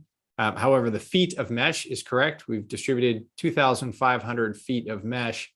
We've recently ordered, previously we were ordering it by the pallet. Now we're essentially ordering it by the half shipping container and getting it drop shipped direct from China from the manufacturer, therefore reducing the previously very high shipping costs. We've also just today, because you literally trip over them trying to get to the bathroom. We've received several rolls of much wider mesh that can be used for enclosing larger areas when residents have vents that are larger than the 7.5-inch size we were previously ordered. So we're adding some utility to that, and we continue to research opportunities for not only approved and rated, ANSI rated gutter guards, but ones that are available in the quantities we would need to order them. So we're continuing to work towards that, and we anticipate having an update in the near future as Jeff clears out space on his desk and we fill it with new things. Be happy to answer any questions that were not addressed in the staff report. Just one little quick one. So we say 2,500 linear feet, I assume. Yes, sir. Is that the 7-inch wide stuff, or is that the 4-foot wide stuff with the big rolls? 7.5 inch. Okay.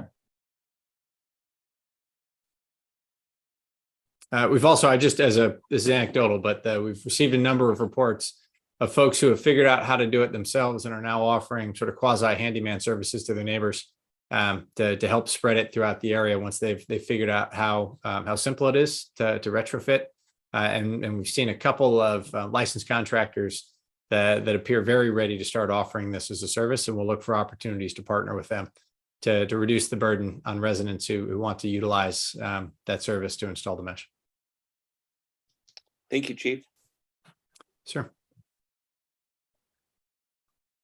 So just one last quick question on that. So if people get the mesh from you and hire the licensed contractor to put it in, can they apply for a matching thing for the labor, the contractor part of that, or not? Or we're only doing the materials? No, sir. The board approved materials only. Okay, I just forgot what the answer was. Okay. Yes, sir. Next, Battalion Chief Lucas Lambert will give the operations update. Thank you, Chief. Good evening, board, members of the public. My name is Lucas Lambert. I'll be giving tonight's operational update. Next slide, please. Wet weather creates dangerous road conditions, and MOFD crews consistently see an increase in the volume of vehicle accidents throughout our district, many of which are caused by speed, distractions, and impaired drivers, and that seems to be the consensus as throughout our weather conditions. Next slide. On November 8th at approximately 18:10 hours, crews responded to a single vehicle rollover on westbound Highway 24 east of Camino Pablo. Upon arrival, crews discovered 2 trapped occupants inside of a vehicle on its roof.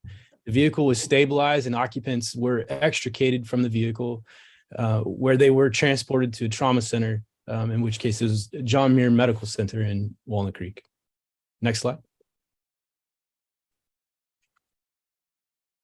On November 12th at approximately 03:12 hours, crews arrived on scene of a single vehicle rollover in the area of Moraga Way and Lloyd Lane.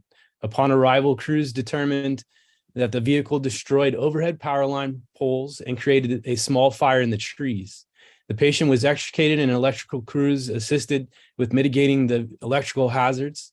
Moraga Way remained closed for a majority of the next day to restore service to the nearby area. And as you see on the far right picture, one of the transformers was destroyed during the incident that contained insulating oil. The oil spilled on the area below the power lines, and that was what prolonged the restoration of the roadway that day. I bring this up certainly as a point of operations, but also we had a lot of interest from the community, particularly why that roadway was closed for so long. And as I pointed out on the slide or picture to the far right, that's the insulator that went down and created the spill from the contents inside. Next slide. On November 5th, Station 44's crew assisted in prescribed burns with materials collected throughout the property. The vegetation thinning and clearing project had taken place over previous months, and the material was arranged in piles to burn. As discussed previously by Fire Marshal Isaacs, this is one example of crews on our property. And next slide.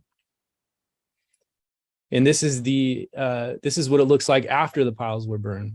And once the area was cleared, crews spread native grass seeds throughout the property to restore natural habitat in the area. Next slide. On November 10th at approximately 17:40 hours, Contra Costa County Fire Protection District, Engine 16 was struck by a passenger vehicle on westbound Highway 24 just prior to St. Stephen's off-ramp. Engine 16 responded with Engine 43 to the report of a vehicle fire. Shortly after arriving on scene, a passenger vehicle struck the driver's side front tire of Engine 16 just before the engineer was preparing to exit the apparatus. Engine 43 arrived at the scene and parked their apparatus in a blocked left position. A preliminary investigation of the incident is considering possibilities of a distracted driver. Personnel on scene took precautions to create a safe working space on the right shoulder of the freeway, and no injuries were initially reported. However, this certainly serves as a constant reminder for us and for all motor vehiclists to stay diligent on the freeways. And some of the areas that we're working are certainly unpredictable at any given time. Next slide. On November 13th, at approximately 13:36 hours, MOFD assisted Contra Costa County Fire Protection District with a working structure fire on the 800 block of Acalanes Road. Upon arrival, Engine 44 became first engine on scene and assisted with fire attack as pumping engine. Engine 43 and Engine 45 established a permanent water supply with approximately a 700-foot LDH, or large diameter hose lay, and were assigned to assist with vertical ventilation. An aggressive initial attack allowed firefighters to confine and extinguish the fire to the area of origin. No injuries were reported on scene. The fire remains under investigation by Contra Costa County Fire, and the home was returned to the homeowners. And I want to make sure that that first we recognize this was in the city of Lafayette. A quick heads up by on-scene crews, and certainly Contra Costa County Fire Protection District. This is an interagency operation where we worked seamlessly with them to provide an aggressive attack. Fortunately, we were able to mitigate any damage caused by the fire by on-scene crews. MOFD assisted Contra Costa County Fire Protection District and East Bay Regional Park District with mutual aid requests for missing persons in open land recreational areas. Unmanned aerial vehicles or UAVs assist ground crews with a quick deployment of overhead views and thermal imaging cameras to detect body heat. This is another example of a mutual aid request, interagency to work together to help find, in this case, missing persons. And next slide. And this is, I'm going to conclude this report with a PSA, as we do with many other operational reports. And just another reminder, certainly to members of the public, adverse weather conditions create dangerous roadway conditions. I'm encouraging everyone to reduce your speed on the roadways, pay attention to other vehicles and emergency personnel. Please stay diligent while operating your vehicle and avoid distractions like cell phones and other wireless devices. Pending any questions, that concludes this month's operational report. Thank you. Thank you. Well done. Thank you. Thank you, Chief Lambert. Thank you. Directors, that concludes the fire chief update, unless there are any questions.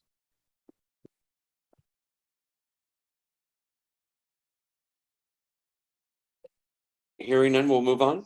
Well, Thank you. somebody has their hand up. Yep, we need to open public comment for these items. Thank you, Marcia. I will open public comment on items 4.1 through 4.4. Jonathan Goodwin. Hello again. Yeah, I hope you haven't forgotten me. Here I am.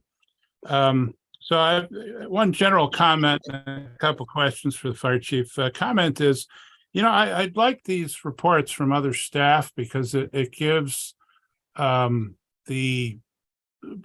the directors, but also the public, a greater sense of what the fire district is made of and looks like and so on. And I would just encourage in the future if other sorts of reports, you know, if there's a slow night for other things, just to add other things, give other members of staff time to do this. I mean, I just think it's a good practice. I was like some details about the CEQA and, you know, exactly what is sticking in the environmental department.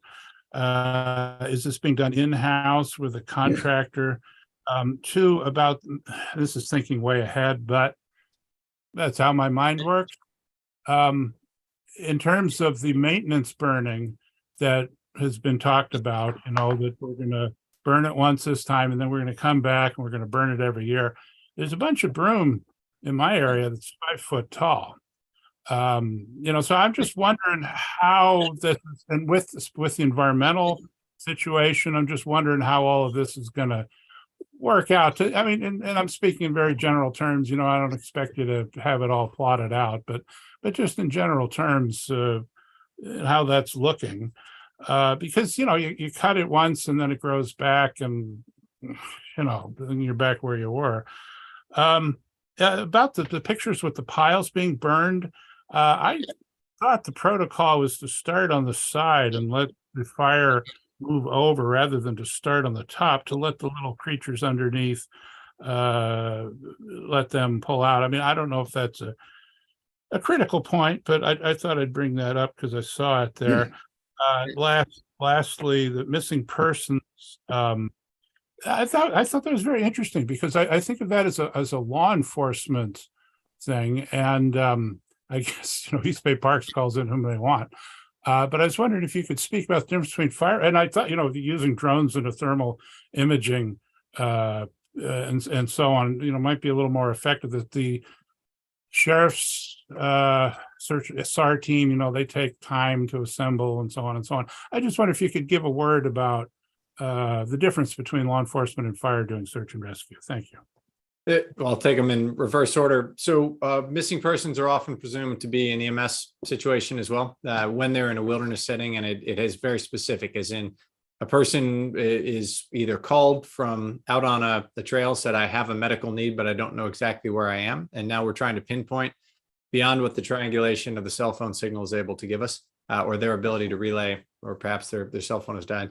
There are also indications such as it was reported they are in this area, their car was located there. It's very standard for there to be a fire department component to that, to include, in my former life at Alameda County, we regularly were involved in maritime search and rescue on the bay using our rescue boats. In this case, Con Fire was the agency having jurisdiction. They made the mutual aid request for the UAS to support their efforts, and we like to be good neighbors, and we get a lot from them. We like to be able to return the hardware when we're able to. That is not always the case, that there is an EMS and therefore fire department component when it comes to a search. However, when there's a need for special equipment and we're able to support that, we try to help out any of our public agency partners. With regard to the pile burning, depending on the size of the pile and the time during which it's been present, they can be burned from the side or from the center. When they're burned from the center, there's a protocol for shaking them essentially first to discourage any specifically dusky wood rats in this area to depart the pile. Given the very small nature of those piles, they were about 2 feet at max. Burning it from the side, they just won't ignite because there is no vertical component which you can get the fuel in. It's also worth noting on that project that the crew at 44, underneath the direction of one of the permanently assigned members there, has taken the lead on that project start to finish, from the clearing of the vegetation to the construction of the piles to the timing of the introduction of fire in conjunction with that last weather system. Those piles were lit as the rain was coming in. Which was very beneficial. And as Lucas mentioned, with the application of the native grass seed mix with a sprinkling of wildflowers, there will be an opportunity on a recurring basis to put some fire on the ground there to help maintain that parcel. With regard to maintenance by fire, and your question about broom, I assume you're talking about the PG&E project along the tracks. I think we were both there at the Canyon School when the PG&E rep said they would maintain it. I defer to PG&E what their plans are. Clearly, once areas are opened up, particularly in a project such as that one, where PG&E removed mature trees along those lines, as you introduce that additional sunlight onto the forest floor, things are going to grow and grow at an accelerated rate and are going to require maintenance. It is not possible to get fire in everywhere to maintain, but we've tried to be as strategic as the terrain will support in aligning our work areas to and the control lines that we're putting in the final stage of the fuel reduction to set the stage for future introduction of fire. And we've been successful in a number of the parcels in the north of Orinda shaded fuel break on the other end of the district on reintroducing fire, to include on the Bear Ridge component, where we've gone from 15-foot decadent coyote brush at the time the project began was mechanically macerated. We're now on our 4th introduction of fire, and the conversion to a native grass meadow is well underway, making it one of a handful of native grass meadows remaining or restored in the Bay Area. And then to your first question regarding CEQA, this project's being carried out under the Cal VTP, which is new. And as a result of it being new, there are a lot of moving parts to understanding what compliance looks like and what steps we must take. Therefore, the district is engaged a consultant in the form of Sequoia Environmental, who is very well versed in these things and has a robust shop and a lot of experience working both with CAL FIRE and the Cal VTP. We've engaged Sequoia as the lead for the environmental review that's occurring now and they will carry that over to their role as the environmental monitor once we move into the project phase. Beyond that, I can just say it is complex. Cal VTP being new and being built in a manner that was intended to reduce the probability of litigation versus just a blanket neg deck or categorical exemption. It's got a lot of steps to it. And working through all of those steps and the fact that it's new and there isn't a lot of corporate knowledge to fall back on, that's really one of the primary consumers of the time that is being taken to work through this process. And just as I've mentioned to the directors before, but just as a reminder, this is distinct from the North Orinda Shade of Fuel Break, where we were operating as one of the governor's 35 priority projects that came with a categorical exemption from CalCEQA. That does not apply this time, so we have to work through the normal process. For reference, that can take years in many agencies. So we're working through the Cal VTP and the allocation of these contractors to just substantially accelerate the process. Thank you. We do not have any more hands raised or received any written public comment. Thank you, Marcia. I will close public comment on items 4.1 through 4.4. Consent agenda items 5.1 through 5.6. Any directors have any questions regarding the consent agenda? I do. Can I just pull item 5.6?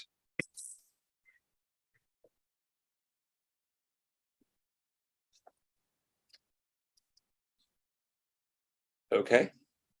And if I can, I would just like to make a note on the minutes. There was a typographical error on page 37 of the packet or page 7 of 10 of the minutes.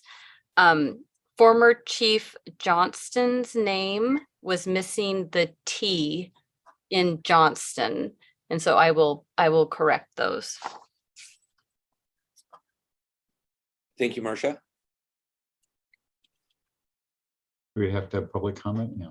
Yes. I will open up public comment on the consent agenda, items 5.1 through 5.6. I pulled 5.6. Thank you, Director Danziger. 5.1 through 5.5. There is a chat message. Jonathan Goodwin has posted a chat message to pull item 5.2, and he has raised his hand. Okay. Jonathan Goodwin. Hey there. I don't usually the everything in the consent calendar, but I did this time. And reading through the response times, particularly the turnout times, it caught my eye how low the turnout times are. And my reference is going back quite a few years, and they seem quite a bit lower than they were, before my beard turned gray. And I just double checked that with the fire chief, and he said that that the times are quite low, and I think just from my perspective, a word of gratitude. I just want to pass on a word of gratitude for those who are hustling out of the station so fast in order to do this work. When I was in my 40s, I didn't, to me, it was kind of an abstract thing. 20 years later, I see a personal element to this. So that's why I moved to say this. So I just want that appreciation to go out, that I'm glad that, that the times getting out of the station, getting where they're going are as good as they are. Thank you. Directors, if I may, you may recall in 2018, there was a concerted labor management partnership to reduce our turnout times that began with understanding why we had some outlying issues. We had some hardware issues associated with ring downs. Those were corrected based on feedback from the membership about what was causing them to be delayed getting out. This specifically having to do with the station where the ring down was delayed or not occurring. And members were coming up with creative ways to work around it, but the equipment was fundamentally not working. And is exactly as Jonathan commented, having worked together to understand what the impediments were to decreasing turnout times and giving the membership the tools they needed to get out of the station faster. The members get out of the station fast. Our turnout times are right on the edge of remarkable and have sustained throughout the pandemic and throughout all of the other challenges we've worked through, especially seasonal and busy years during fire season when folks are worn down. Our turnout times have remained remarkably low and really a testament to the commitment of the members to get to the job and quickly. Good job. Strong work. We do not have any more hands raised or received written public comment. Thank you, Marcia. I move we approve 5.1 through 5.5. Second, Can we get a vote, please, Marcia? Director Bates, Aye. Director Danziger, aye. Director Jex, Aye. Director Jorgens, Aye. President Donner. Aye.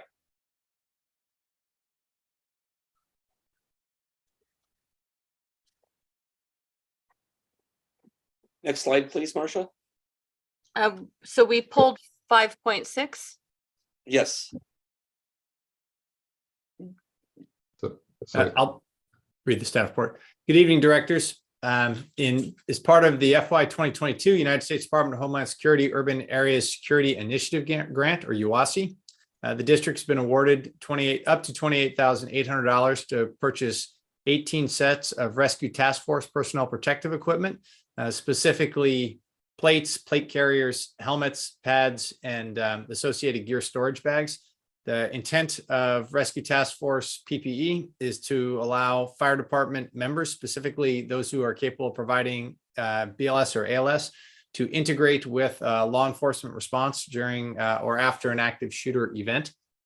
This has been over probably the last 7 or 8 years has been a significant initiative that has included the development of the training required to carry out that fire and law integration during an extremist event, as well as the equipment that makes it possible. Prior to coming here as division chief at Alameda County Fire, where I served as the incident commander for the fire component of Urban Shield and some other related things, I was one of the authors of the curriculum that's used to train fire and law, from which I was able to draw on some of my Marine Corps experience with CQB. This has been a long time coming for us. It's in alignment with what's being done in with our regional partners, and is a critical component to ensure that in the aftermath of an event, which we certainly hope does not happen, but if it does, that our members will have the appropriate equipment and, most importantly, training and communications that will allow them to seamlessly integrate with the law enforcement members making an entry, so that there is not a delay in life-saving care, specifically during the triage phase. That many of the after actions where there are non-integrated systems, getting law enforcement to the location is good to neutralize the threat, but there's a significant delay until non-integrated providers of ALS and BLS are able to flow in, and that has resulted in the loss of life. So with this, getting this equipment will set the stage for the integration training with our law enforcement partners. That will allow our folks to seamlessly integrate as part of a unified command structure during the response to an active shooter or other similar event. Be happy to answer any specific questions the directors may have about this item. President Donner, this is Director Danziger. Chief, you sort of answered at least one of my questions. I was going to ask about training. So am I hearing you saying we have not had the training yet? No, sir. Without the equipment, the training is you simply. The analog for here is you wouldn't put someone into a burning building without protective ensemble. You don't put someone into a space where projectiles are traveling through the air without the appropriate PPE. Gotcha. And so with 18 sets of equipment, would this just be equipment that it's not assigned to an individual, right? It's just there for if they need it? It's one per seat, sir. What's that? One per seat. So it's a seat assignment. So radios and other things. The seat in the apparatus is assigned the equipment. Oh, okay. So it's shared between shifts, right? Yes, sir. Okay. Gotcha. Okay. Sounds good. You answered my questions. Thank you. Sure. I move we approve item 5.6. Second, Director Bates, Aye. Director Danziger, aye. Director Jex, Aye. Director Jorgens, Aye. President Donner. Aye.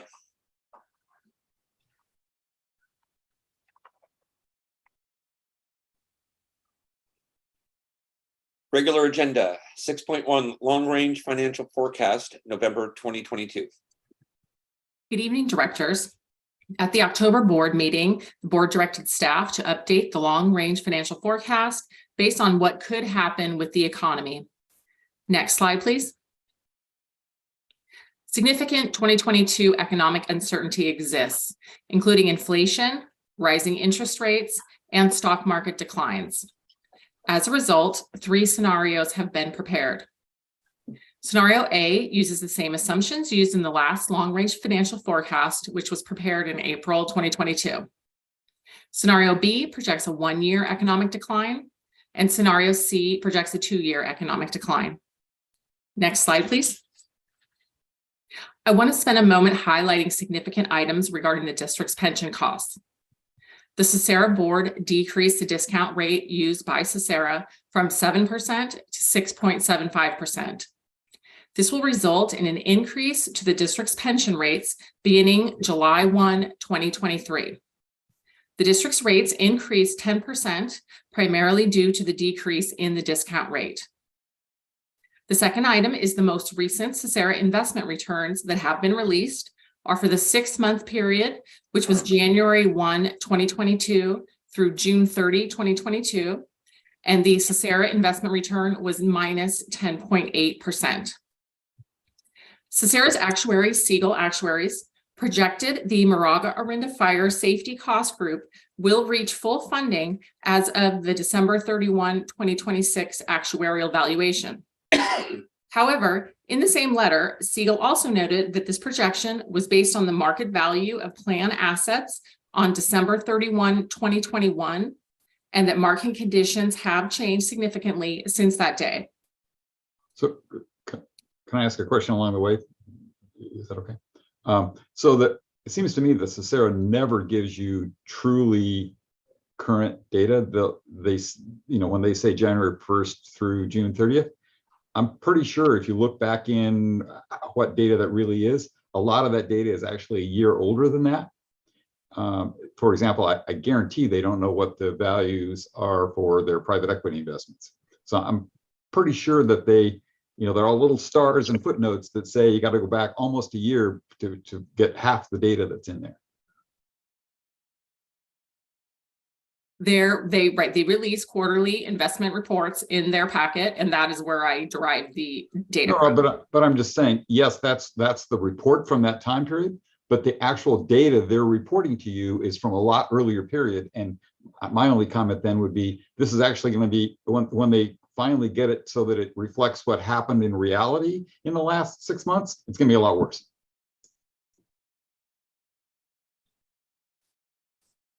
Well, let's hope you're wrong. Well, I hope I'm wrong too, but I'm pretty sure I'm not. Next slide, please. Glorianne, Yes. along that same line, have they any updates with regards to the deferred capital inflows and outflows? We have the GASB 68 report that will be used for the next audit. So you do have that for what period? The last time I saw it was 21. Do you have 22s?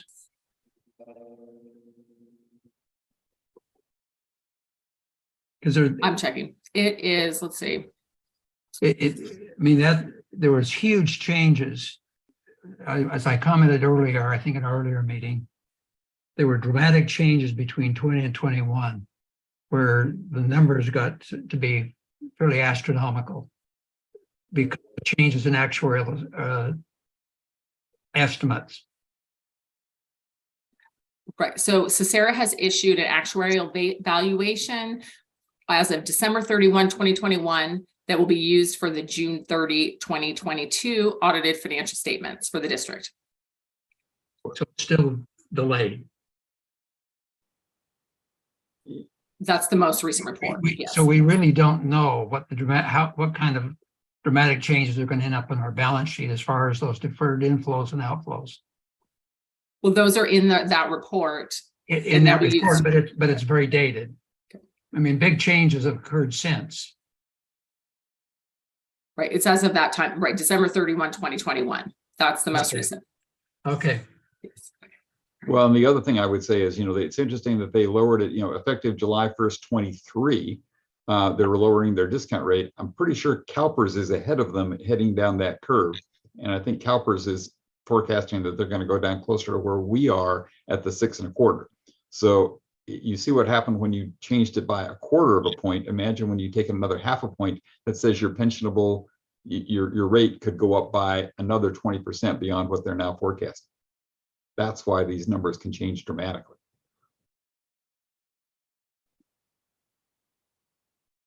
That was what I was concerned about, whether or not it was reflected in the long range forecast with those kind of changes in place. But so obviously not.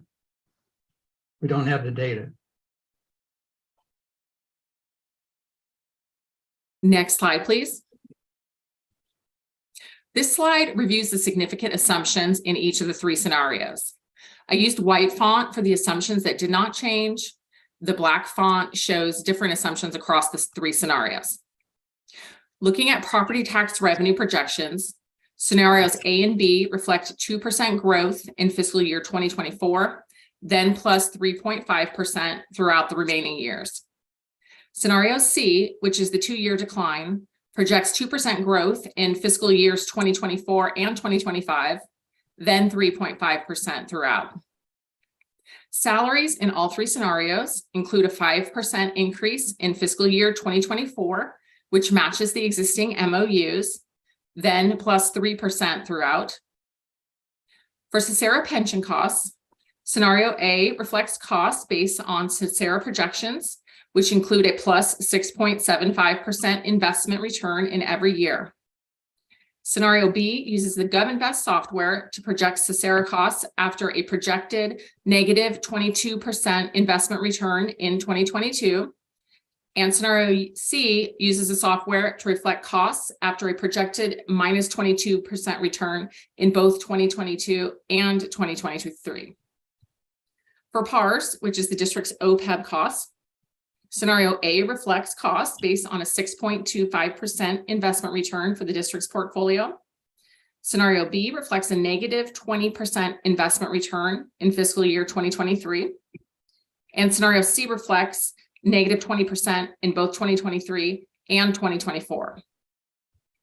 Finally, the last 2 significant assumptions are intended to reflect inflation for the district's operating and construction costs.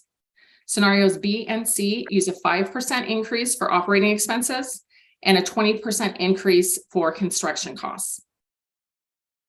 Next slide, please. The results of the forecasts are illustrated with this graph. Scenario A is depicted with the green line. The forecast projects a general fund deficit of $61,000 in fiscal year 2024 and a general fund surplus in the 8 future years. Scenario B is the 1-year decline depicted with the purple line, which projects general fund deficits in the next 6 years, beginning with fiscal year 2024, then a surplus in the last 3 years. Scenario C is the 2-year decline depicted with the red line, which projects general fund deficits in every year. Spending reductions would be required under a scenario similar to scenario C. Next slide, please. This slide summarizes the district's long-term debt. The pension obligations were paid in full on July 1. The vehicle debt was paid in full on May 30. And there's 1 outstanding debt issuance for Station 43 construction with an annual debt service payment of $322,000. The outstanding balance for the 43 debt is $2.6 million at an interest rate of 2.14%. Next slide. This is the last slide, and it details capital projects. All three scenarios of the forecast include the Station 41 administration rebuild project and the remodel of Station 45. The forecast projects all of the capital projects to be funded using transfers from the general fund and existing funds in the capital projects fund. Under scenario C, spending reductions would be required in other areas of the district in order to meet this goal. Staff requests board direction regarding the forecast, and then this concludes the presentation.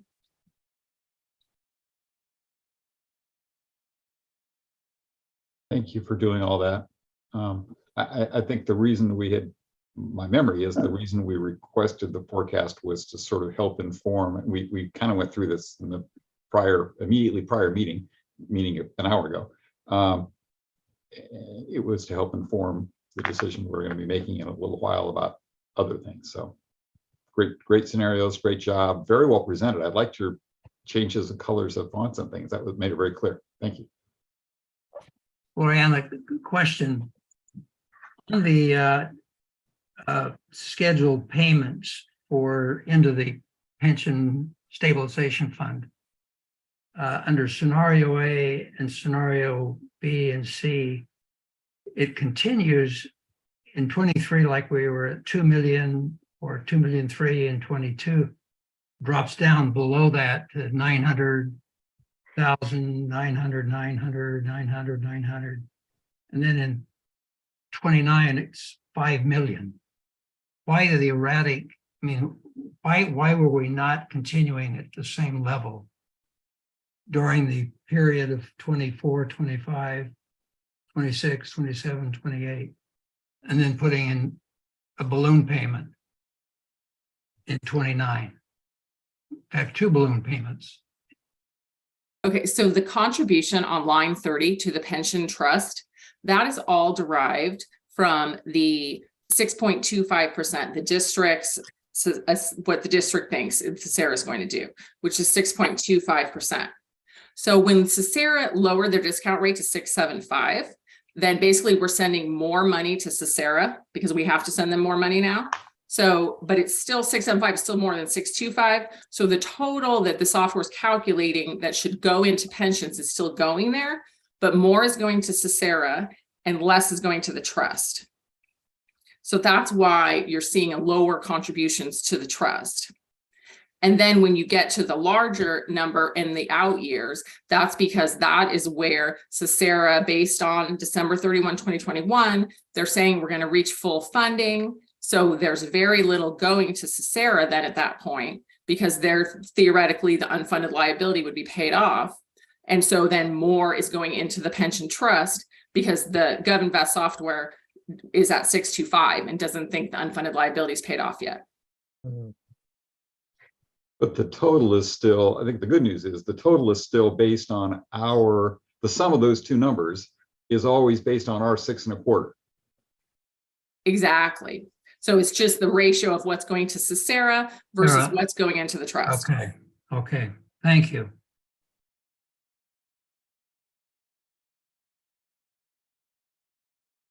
Any more questions from any directors?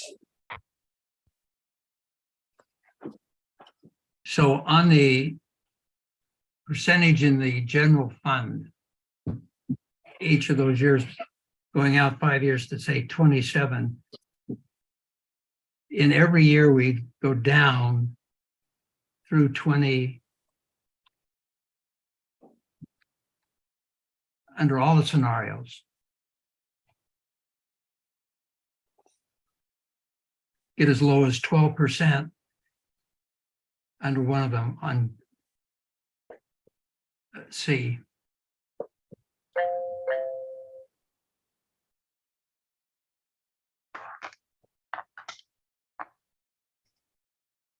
Right, so line 35 is the unrestricted fund balance as a percent of the general fund revenue, which is what the board's policy is. That's how it's measured. And so line 35 then gives that percentage at June 30 each year.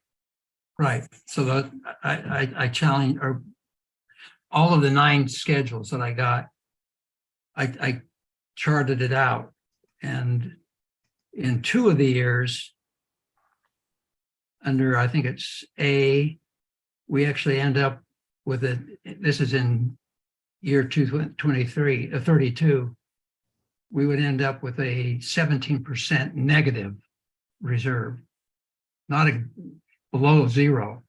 There's 2 years we would end up below zero, 17% in 1 year and 61% in another scenario.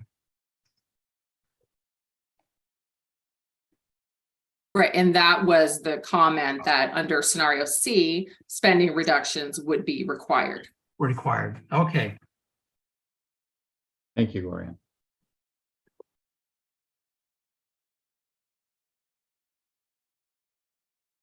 I will open public comment on agenda item 6.1. We have one hand raised, Jonathan Goodwin. Hi, Gloria, and just a quick question. Why is it that 2 years in scenario C causes the district to be underwater for 10 years? I don't, why is that? So scenario C is assuming a Cesare investment return of -22% for 2 years in a row. So that would be very significant. And then that would cause all the Cesare costs to dramatically increase. So that's the first part. And then as well as scenario C is also anticipating a -20% on the district's portfolio for 2 years in a row, which then would increase the amount the district has to set aside for OPEB. So those are, and then the last thing that's probably even more important would be the property tax revenue. Of only getting a 2% property tax revenue increase 2 years in a row, as that compounds out, and that's kind of the power of looking at 10 years, as that compounds out, that's very significant to the revenue flow to the district. That's interesting. Thank you. Yeah, I was going to say on this contributions to, they almost double by 2026 from the current level.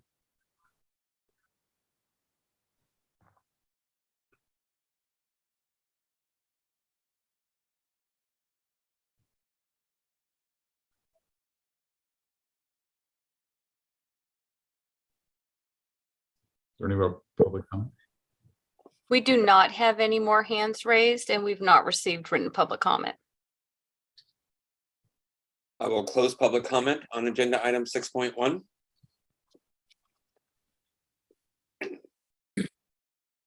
It was just an informational report, right?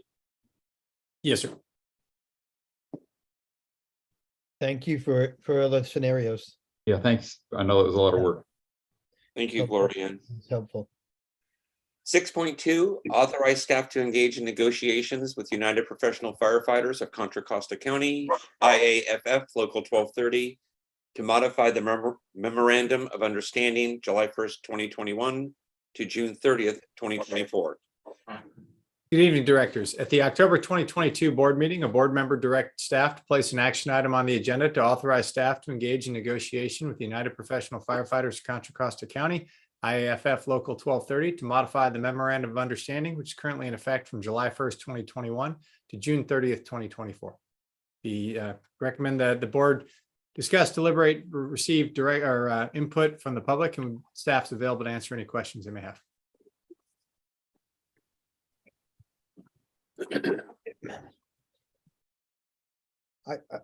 This is Director Danziger.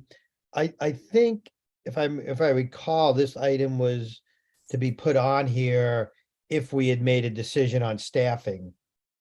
And since we, if I recall correctly, and so since we didn't, I don't know that we have anything to discuss. Director Danziger, this is Director Bates. Yeah, yeah. Yeah, no, this was, this was, Oh, go ahead. it was, I kind of think this is not even written correctly. I did not, yes, with the MOU needs to be opened up, it needs to be opened up, but it was actually to an action item to move forward with the upstaffing or restaffing back to 19. Why that wasn't written in here, I don't know why. It's not just a blanket of just to open up the MOU.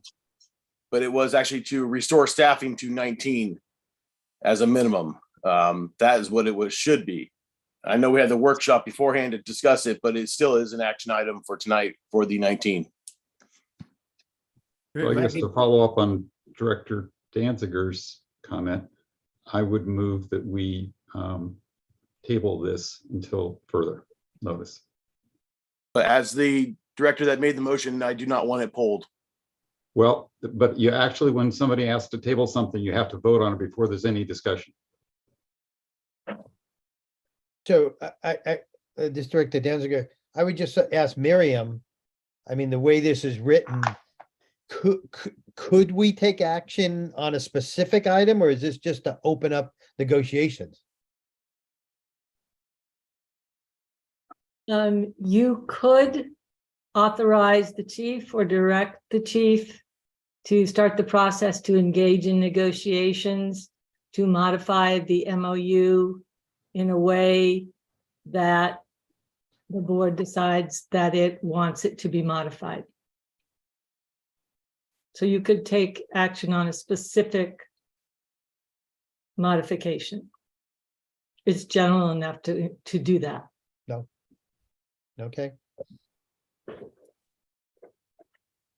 But I think, as you pointed out, the ending of the special session was that at least some people felt that we didn't have enough data to make that decision yet. So hence Yes. my motion to postpone. And this. I agree with you. Yes, some people did not feel they had enough information. Other people felt they had enough information. Right. So And that's why, since we're not supposed to discuss this, that's why I move that we table this until. no, we are supposed to discuss it because I made a motion. Hold on, no. I'm saying you can, at any point in the discussion, a member can choose to ask to postpone things. That motion is not subject to discussion. You have to take a vote and then you can do further things. Miriam, I'm pretty sure I read all that nice and clearly in our procedures. What rule were you referring to, Director? The fact that if someone makes a motion to table an item, that you have to take an immediate vote on it before there's discussion. That is also in Robert's Rules of Order.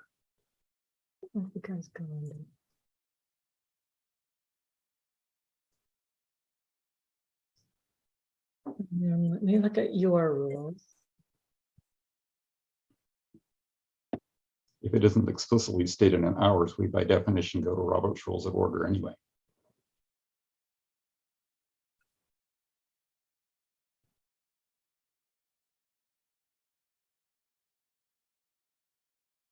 Pretty sure it's in there.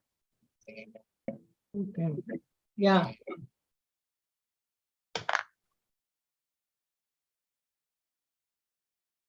But we could, I don't know how we do it, but It's in your rules of procedure. Rule 7.7, the motion to table. A motion to table shall be used to temporarily bypass the subject.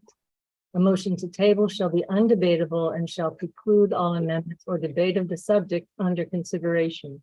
If the motion shall prevail, the matter may be taken from the table in time prior to the end of the next regular meeting. right. I don't really care which way we get there, but So do we take a vote to table? yes. Yes, you do. Thank you, Miriam. Does that require a second? Yes. Well, I second it because I don't think we have the information we need to negotiate anything yet at this point. There's still options that we're considering. I don't know that we have anything to negotiate. So I second the motion. Marcia, can we get a vote, please? Director Bates, Just want to confirm, this is for the tabling? correct. No. Director Danziger, No. Director Jex, Yes. Director Jorgens, Yes. President Donner, No.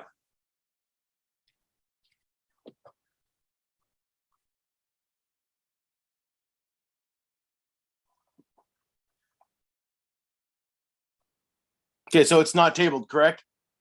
That is correct. Okay.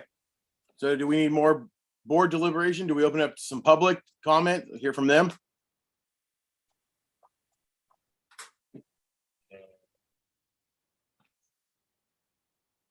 So I had to step away for a second because somebody was at my door and I didn't hear the chief. This was just to clarify, this is just to talk to the union about opening up the MOU for possible staffing.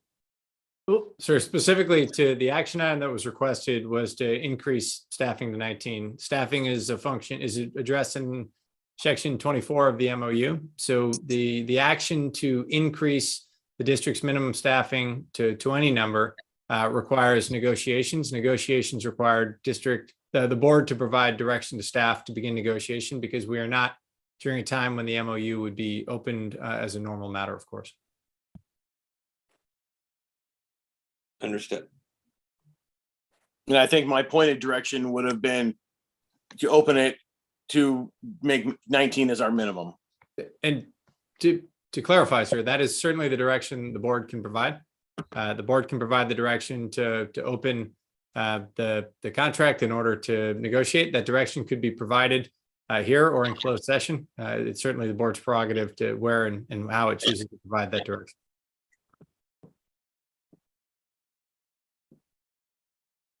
Correct. Thank you, Chief. And that is the direction that I am proposing.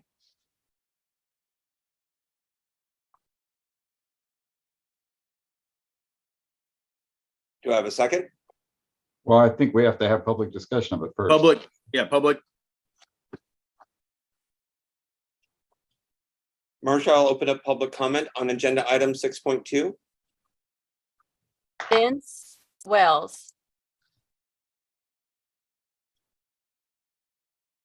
Mr. President and members of the board, I'm confused as to what we're doing here. The language in this particular item is that we will open up our contract. And we'll open our contract for what? For what purpose? I think in the previous meeting, there was discussion about opening the contract to discuss, the staffing model. So I just want to be clear that, is that what when we're talking about opening the contract for this discussion, that we're opening it to discuss whether or not we're going to go to the 19 staffing, or the conversation that we had in the previous meeting that never was complete. So I would ask as a representative to get some clarification on what this means, this item means right now, without really any context attached to it. I mean, the way I'm reading it on the screen here doesn't talk about we're opening it to discuss anything. We would like to open it to discuss it, the staffing issues and everything that was brought up in the special meeting. But I'm just concerned about where it sits right now, where it just says we agree to open our contract for discussion. Maybe the chief can chime in and provide some more. So I understand your concern, President Wells. And so just Chief or Miriam, the language is kind of vague here. So we would open up the MOU to specifically discuss increased staffing. That also means that since the MOU is being opened up, it doesn't mean that we're voting to increase staffing. It's just that you would negotiate with the union about the possibility of that happening, correct? Well, if I back up, sir, there's two things. One would be the action item to open the contract. That needs to occur in open session and be voted on. The second would be to provide direction with regard to what our goals are. As with any other negotiation, that is typically provided in closed session, as we do on our triennial update to the MOU. However, there's nothing in the law that precludes the board from providing that direction in open session. Am I still open? Yes, you're still on the air. Okay, so I guess what I would like to know is what the purpose, because no, we would not.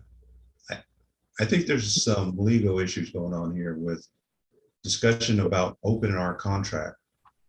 We have a closed and signed contract, and for the board to take any position to open it is inappropriate. So I think you need to provide a little bit more context to what you're agreeing to open it for, because of the previous meeting, you tabled or pushed off the issue that I think this was originally tied to. And I just want to be clear of, before there's any action to vote to open our contract without any specific reason to open it. If I could just clarify, there's nothing here that's suggesting the district's going to unilaterally open a bilateral contract. This would be the direction to begin the process of a negotiation, and part of that negotiation obviously would include the scope, but that all, I believe we're slightly ahead of ourselves, as the board has not either provided direction that they desire to do so, nor provided the direction to the district's negotiator regarding what the board's objectives are to the negotiation. Yeah, so the item should have said to open the contract for this specific issue. Right now, it's just a generic open the contract. Well, that's to preserve the district's prerogative, the board's prerogative, to provide that direction to the negotiator in open or closed session. Marcia, looks like we have a couple of other hands too. We do. We have 2 more hands raised. Okay. Mark Evans. I just want to observe that at first I'd like to thank both Greg Bates and President Michael Donner for their service of being directors, president of this board. It's a very significant commitment that you've made. As a community member, I want to say I really appreciate it. President Donner, as a parent, I've seen how much effort and passion you put into this, and I want to say I appreciate what you've done. My concern is we're voting for something here that I heard earlier said we needed more information. And so I point out that I think further deliberation should be discussed before we decide, before you as a board decide to go forward with further evaluation of the MOU.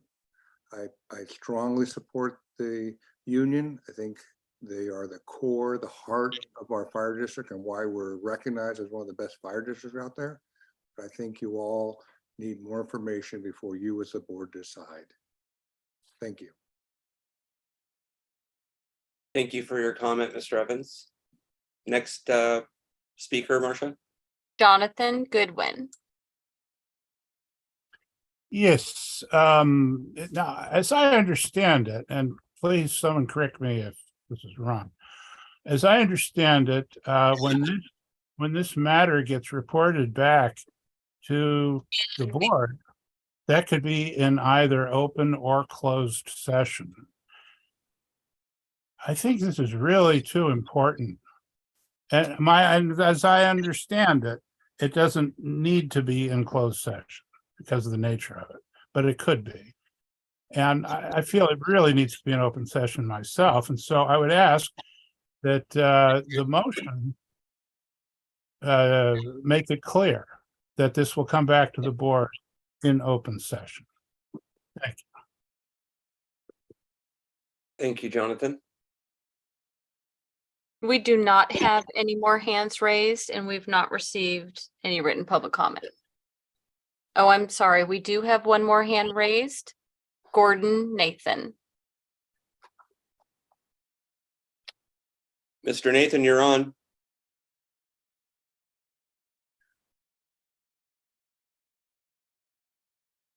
No, you're Hear me muted. now? Am I Yes. on? Yes. Yeah, we can hear you. All right, thank you. It's, you know, I agree with the union representative that this is rather ambiguous the way, and I'm reading the highlighted blue under 6.2. And it does sound rather ambiguous as to what it is you're negotiating. You're just wanting to open the memorandum of understanding. So I agree there, but I also think Director Jex has a very pointed note here in that, well, we need more information. My suggestion is to withdraw the motion, and that's outstanding right now, and reword, perhaps the legal staff and the chief and so on can reword this to be more specific, to authorize the staff to engage in negotiations with regard to such and such, such and such, and to modify the memorandum accordingly. And whatever legal wording goes in there. It's just very ambiguous, and I hate to see us get into, or hate to see you folks get into a longer debate on something that perhaps is really not clear to everyone. So that's my comment. It's you got to withdraw the motion and kind of start over again with 6.2 and modify the verbiage so everybody can understand it, know exactly what you're talking about. If I may just point out, because this is a theme, if I would call folks' attention to bullet item number 3 under staff recommendation, which is provide direction regarding items to be negotiated. So if there is specific direction that the board chooses to provide in conjunction as a precursor to authorizing staff to engage in negotiations, the item is written specifically with that in mind, and staff stands ready to receive any direction the board should choose to provide regarding what items should be negotiated, and then follow on the direction to begin the process of that negotiation with Local 1230. Chief, this is Director Bates. Sure. So if I'm clear, you just need direction, like I tried to explain last time, to move forward with the staffing of 19. Is that correct? Not exactly, sir. The direction would be that it is desire of the board to begin negotiations in order to modify the MOU to increase minimum staffing to 19. And then that would be the direction envisioned under bullet item 3. And then under 4 would be the authorization directing staff to begin the negotiation process. The MOU is a bilateral agreement between two parties. To amend it requires negotiations. And so we need the direction to proceed, and then we need to be told what to do. What should we be proceeding with? As I mentioned before, the board could provide that direction in closed session should it so choose, but there's nothing that precludes that direction from being provided in open session. Okay, so then my recommendation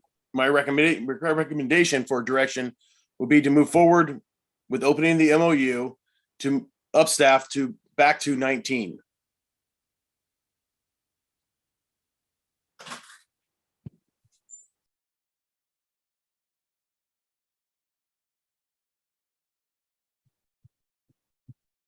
We have 2 more hands raised.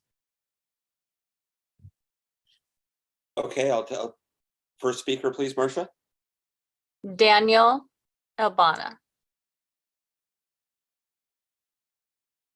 Hello again. Can everybody hear me? Yes, sir. I'd just like to make a simple comment in that as we talk about needing additional deliberation with this item, it seems like the thing that we're trying to figure out and deliberate and stuff like that is what's going to happen with the economy in the upcoming future. How many years of a downturn, how significant, Sarah's rates and all this or whatever, because that obviously affects our budget and stuff like that. That's stuff that we cannot know. We're not going to be able to figure out. Sitting here and deliberating is not going to do anything in deciding that. We can wait for 6 months for a little bit.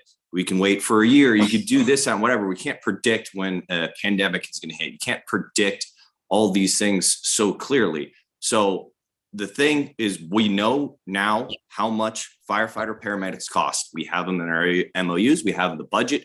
We know what all this costs. We know how much it is in our unfunded, in our funds, in our general funds, our revenue. We know what we have now, and we should be acting on what we have now. And if something changed drastically, as we said earlier, and the chief, it could take 1-2 years at least to hire up for this, and we can make adjustments if the downturn happens as aggressively as, could potentially come. But as it stands right now, we don't have those answers, and we're not going to get those answers anytime soon, where to continue just to delay for answers that we're not going to get soon makes no sense to me. And that's it. Thank you. Thank you for your comment. Vince Wells. Yeah, so I'm just asking for a point of order. There was a motion made, and there wasn't an opportunity for a second prior to public comment. That's one point I want to make. And then I would like an opportunity to speak after we find out whether there's a second to Director Bates's motion. Thank you, Mr. Wells. Do we have a second on Director Bates's motion?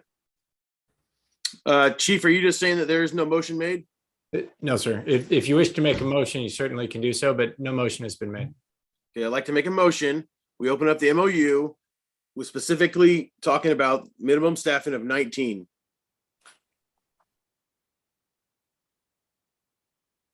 Firefighter paramedics. Do I have a second on that motion?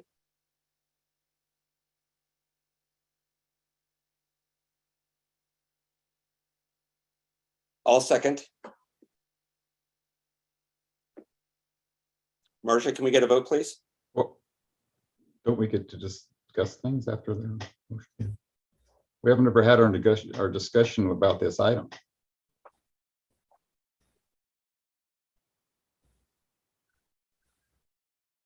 The board gets to deliberate either before their motions or certainly after their motions. One way or the other, the board gets to deliberate. Okay.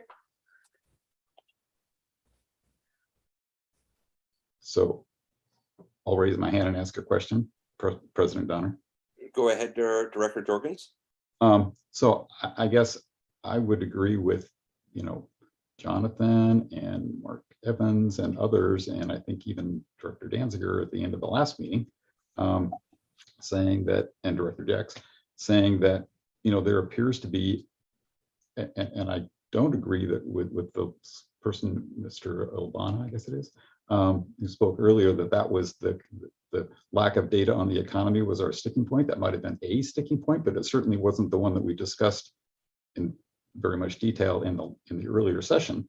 The thing that we were missing was the data from Berkeley and the data to understand whether we needed firefighter paramedics or just paramedics. I think there were a lot of other open items that I think we owe it to our constituents to make sure that we have data to make an informed decision about not only do we need more people, but also what kind of extra people would we need. And I think, it's premature to be, in my opinion, to be opening the discussions with the union and opening the MOU until we have the data to make a decision so we know what we should be doing.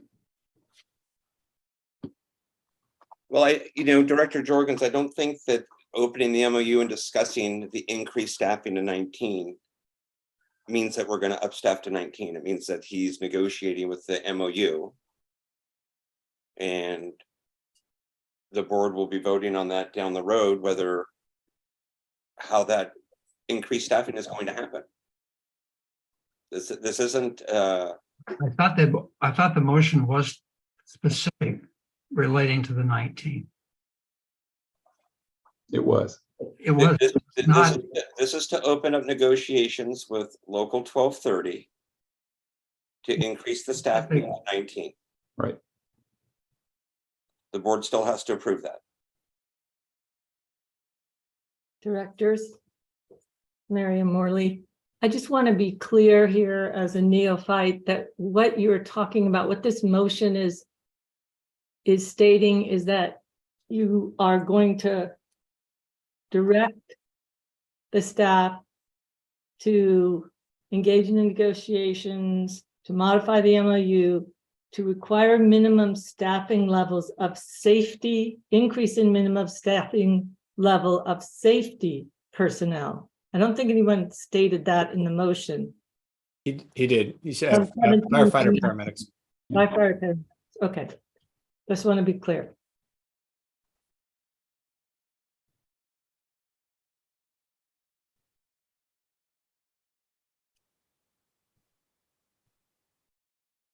So just following up on what President Donna just said, if we voted to do this, it simply allows staff to talk to 1230 about increasing staffing from 7 to 19. It would still have to come back to us. It still gets more discussion. It just allows staff to talk to 1230 about it. To be clear, sir, it's With specific- the direction to push for 19. If I can clarify, just be careful with our words. It's specifically to negotiate, different and distinct from anything else, the formal process of negotiating either a modification or amendment to the existing MOU.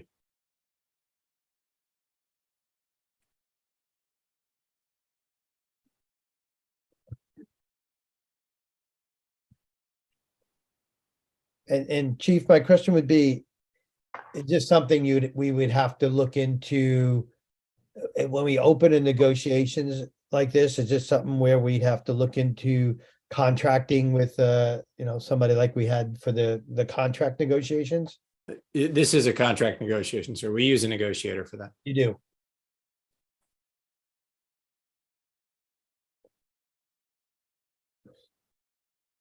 But the board is still going to be receiving in the future reports from South San Francisco, Berkeley, and San Ramon is not going to disclose their reports. That's correct. Those will be made, excuse me, sir, through the process of Berkeley receiving their standards of cover. That information will become publicly available. In a similar manner, South San Francisco as an agenda item on their regular board meeting on December 9th. Certainly that information will be publicly available, and should the board direct additional staff reports in the future to report on those, I would bring those forward as with any other future agenda item request. Right. So just to be clear, we're authorizing you to open up the contract to discuss increased staffing. And that doesn't mean that we're increasing staffing.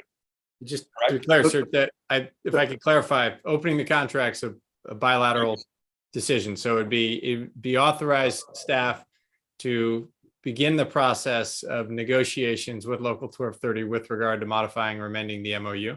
That would then, to your point, Director Danziger, this is a contract negotiation, and this would be a negotiation of the existing contract.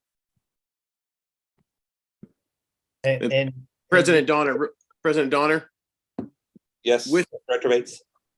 So with that the main part of that is with the direction to our staff to move towards 19 as minimum staff of fire medics. Not just open it up bluntly to open the contract, but actually give the direction of moving towards 19. Correct. Okay.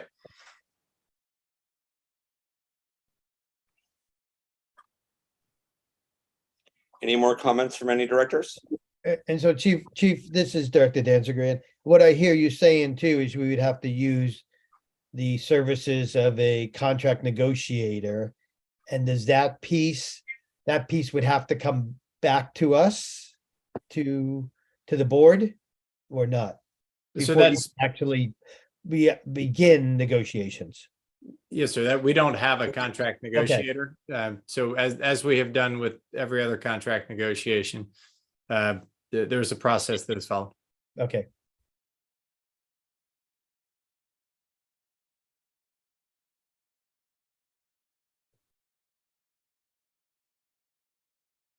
Any more comments from any directors? I guess I'm dismayed at the whole process. To ignore everything we've talked about in terms of the risks and the issues of adding without further exploration and discussion in terms of other options, I think in my mind is negligence. And I just find it disgusting that we would be at this particular position point in time. I'm dismayed. You can't ignore all of the issues and risks that we're talking about or opportunities to achieve the very I think we all want that. But to do it blindfolded and ignoring everything that we've talked about in the earlier meeting and in this meeting of things that we will have enough information at some point in time to make an intelligent decision in terms of what we want to do. But I think to negotiate something that we don't have a concurrence on, it just, I find unbelievable. Would agree. If I may, I think it's negligent. In the last 4 years, we've been saying the same thing. We've been saying we need more information. We need more information. For the last 4 years, all I've heard is that we are broke. We have no money. Yet we still give out money for grants, or we give out money for fuels mitigations. During your term, we actually voted against this. So, Director Bates. like I said, I don't know why we are going to keep pushing this off and off and off and off about more information. We have the information. Next year, next year there'll be another study. Next year there'll be another long-range financial forecast that will say that you'll say that we're broke. It's going to go on, and we'll keep pushing it down the road. At some point, we need to make a decision, and this is that time. A decision to add $1.5 million in perpetuity and more, in light of the fact that we don't have the money. All of the forecasts indicate the risks and issues associated with it, but that the timing is not good.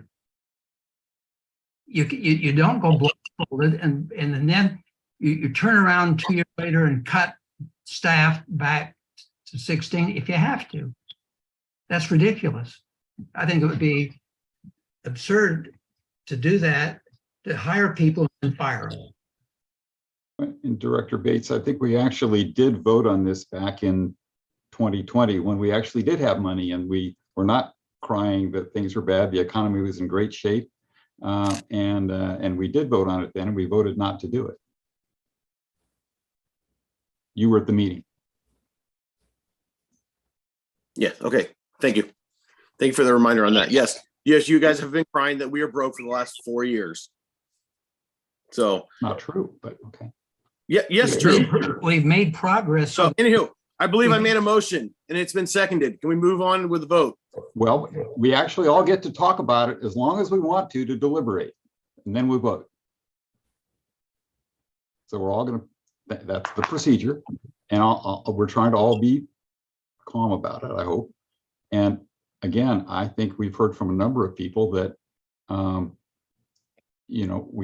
there's more data that we need. And I also think we're supposed to get public comment before we have a vote on something that's a motion also. Well, we have opened up public comment on this. Well, there's still people that have their hands raised. If I may, sir, public comment's required on the motion, and public comment has not been opened on the motion. Okay. Thank you, Chief. Marcia, let me open up public comment, please, on agenda item 6.2. Vince Wells.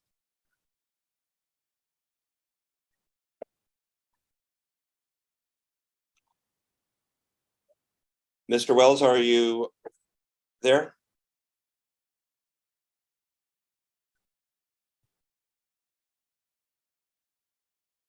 Marcia, let's try the next speaker. Maybe Vince can try to reconnect.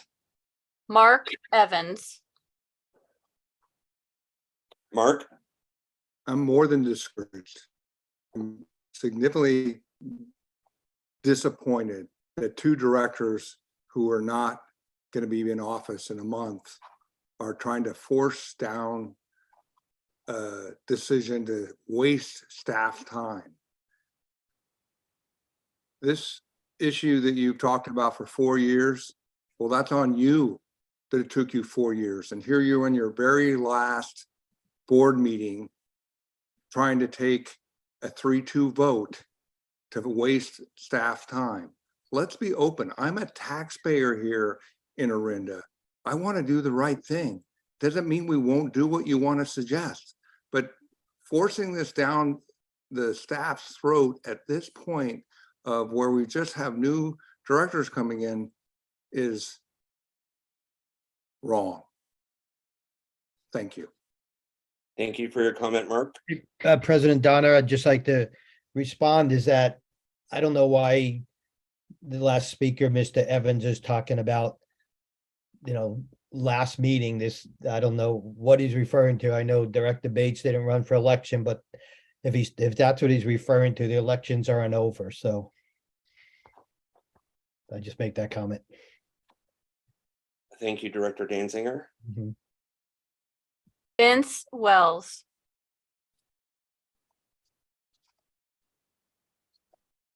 All right. It Are you worked this time. Yeah, you kept saying my name, but the unmute icon never came up. Yeah, as I said before, I don't know whether I should comment. The deliberation isn't over. And typically that's when public comment is open, is after deliberations. So then we can comment based on your comments. But I do want to say I'm disappointed in the fire chief, and we've had a good working relationship. This to me seems to be some kind of effort to delay process. And so this is recorded, and we're going to have to look into what seems to be going on here. There was a motion made to look at the Station 19. I think you have the right to, or the obligation to, accept that motion and vote on it. And it sounds like folks are trying to make it seem like the motion's not appropriate or it's not the right time, but really it's just a matter of the motion's made. We're not going to open our contract just in thin air without any direction to why are we opening it. So anybody who put the 6.2 on there knows that, and I know the fire chief knows that we're not going to say open up our contract for discussion and not be specific about it. So it just seems to me that the way that this agenda item is written, that I'm just a little suspicious to why it would be written that way. And like I said, knowing how thorough the fire chief is, I have to question that. So I'll leave it at that. But I think at this point, it's time for the board to move forward on the issue that was raised in the second and vote on it. If I may, President Donner, those are very serious allegations. From page 9 of ordinance 1103, which is the board's rules of procedure, section 5.4, a motion is made and seconded if an action is intended to occur. That has occurred. The board shall invite comments or questions from the public relative to that motion. A limitation of 3 minutes may be imposed upon each person so desiring to address the board. Item 5.6, the board deliberates on the motion. 5.7, the board votes. It is inconsistent with our rules of procedure that a motion would immediately go to a vote without public comment or debate, as has occurred here tonight. To the second point, if you look at item 6.2, specifically bullet number 3 under staff recommendation, which is very clear, that staff is asking the board to provide direction regarding items to be negotiated, specifically to address the concern that was just raised about whether or not this is an open-ended opening of a contract without a specific purpose. The board has made a motion to provide specific purpose for the negotiations that the board can direct to proceed, which I believe addresses the concern that was just raised about an open-ended contract. There is nothing about the way the staff report that is written that would suggest the board should direct staff to go into an undefined negotiation, nor is there anything about the way this agenda item is written that would suggest Local 1230 would be obligated to enter into an undefined negotiation. There is an opportunity for the board to provide direction spelled out explicitly in the staff report, or the board could choose to provide that direction in closed session, so that when the district's negotiator contacted Local 1230 to open the negotiation as part of the ground rules, which is the initial setting of the stage for any negotiation before substantive negotiations begin, those ground rules could so specify and define the items to be negotiated subject to the board's direction, which has not been provided. If there are other areas that I have not addressed, I certainly would be happy to receive those, field those questions and answer them if I am able, but I disagree that this particular item is being carried out of order, other than the decision of the board to take board comment prior to public comment, which was I can only let the board speak to that decision. And with regard to the way the item is written, I believe it is consistent with the appropriate providing of direction and authorization for staff to enter in a negotiation.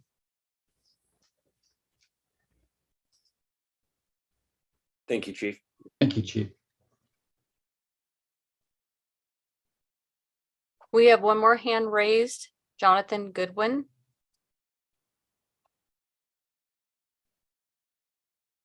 Hey again, when I first read and was introduced to this motion, or rather this item on the agenda, I had the same reaction that retired Captain Wells had. It seemed a little wiggly. Wiggle room was referred to earlier, and it just seemed wiggly. But after, some process of trying to come to terms with what the bounds are that the person who wrote this has to play within, it's a very narrow line he has to walk. This actually, as far as I can tell, for whatever it's worth, comes down to actually being appropriate. And I think if you, it took me a while to appreciate that, but if you work on it, it's possible other people might come to the same conclusion. And then about the previous speaker saying, 2 directors appear to be going out the door and doing this. I just want to repeat what I said at the top of the meeting. I really implore directors to do what they feel is best for the district. And when you got such a tremendously divisive thing going on here, which is just going to make life less healthy, more unhealthy for everybody moving forward, rather than trying to come to some kind of understanding first before initiating serious action. Opening up requesting that a contract be opened is serious action. To jump into that I'm not sure that's the best thing for this fire district. I think I really think a less provocative way forward would serve us all better. That's all I have to say. Thank you for your comment, Jonathan.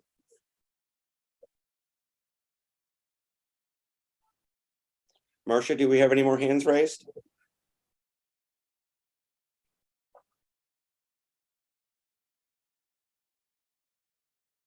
We do not have any more hands raised, and we've not received written public comment. Any more comments from any of the directors?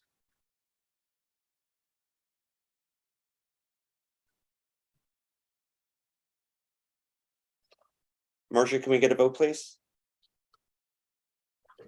Director Bates, Yes. Director Danziger, Aye. Director Jex, No. Director Jorgens, No. President Donner. Aye.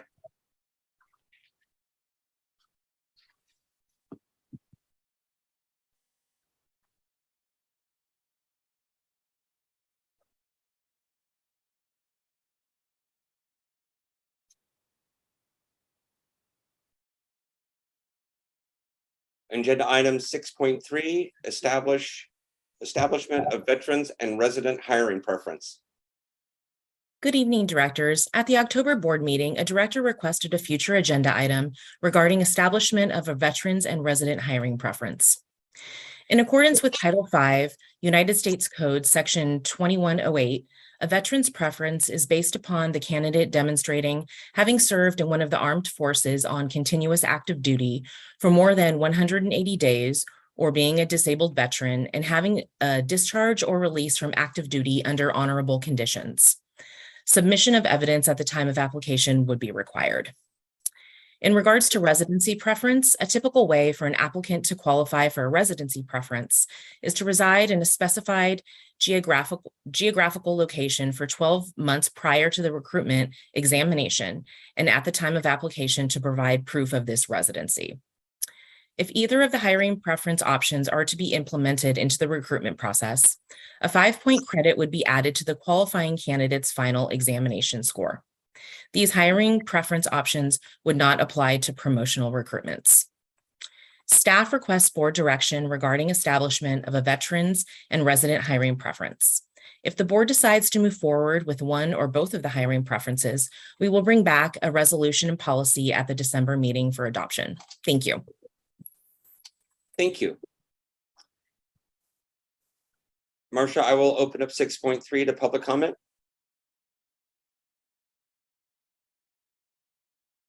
Mark Evans. My grandfather, my father, and my uncle all served in the wars, World War I and World War II. I did not have the opportunity because I was in the period right after the Vietnam War. I still question though, why are we giving preference to this? I have a strong support and belief of veterans, but we should be using a process to select the very best candidates to fill the open positions for our fire district. I don't see the value of providing preference to someone who has veterans or even residents. I'm strongly recommending we consider only those who let the process take itself and select the best. Thank you. Thank you for your comment, Mark. We do not have any more hands raised or received written public comment. Any comments from any directors? Yes, President Donner, this is Director Danziger. I had asked this to be put on the future agenda. And first of all, I want to thank staff for getting it on so quick. I didn't expect it this month, but I'm in favor of both of these. You know, other jurisdictions do this. First of all, residents, I mean, I don't think there's going to be a big impact for residents, but I think there's something to be said for hiring people who live within the district. I think their commitment to the district is, I know it from previous employment that it runs deep. And when you work in public safety somewhere that you live, you know, not that all of our men and women that serve, you know, don't have the same dedication, but there's something special about people who live within the district. And also veterans, many public safety organizations, particularly police departments, give veterans preference. It's a way to help veterans get into the workforce. Veterans have proven, and especially in public safety, to be exemplary employees, and I would support both of these.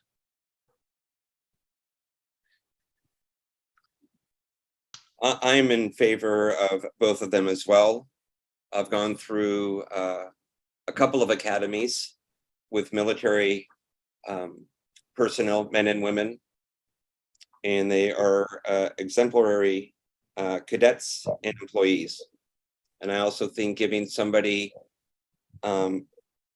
a little bit of an advantage that lives in the district and hiring within is also beneficial to the district.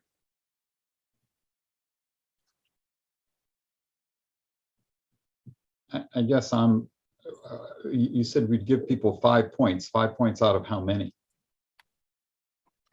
So the 5 points would be added on to their final examination score. So for instance, during the oral board,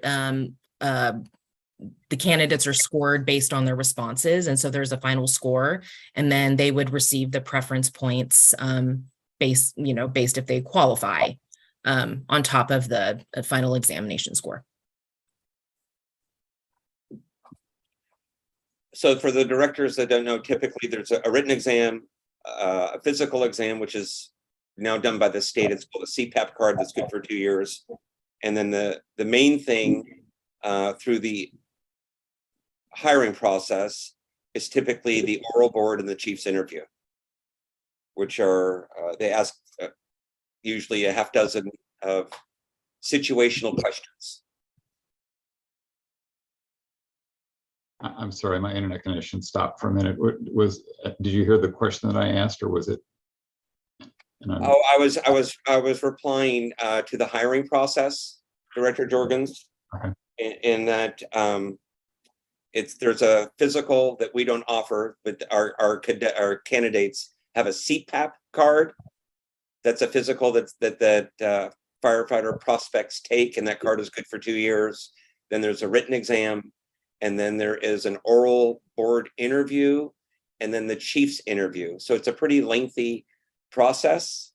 And once you get through those 4 stations, and the candidate would receive extra points if they are military or a resident or both. So do you get points on a test or points from each of these interviews and things you go through? Every agency does that differently. You would have to ask. It would be based on the final score. And the final score includes subjective things from interviews, et cetera? Right. Yeah. The final score is based off of the oral board interview. Okay. And how many points are there total? Typically, there's 500 points. So,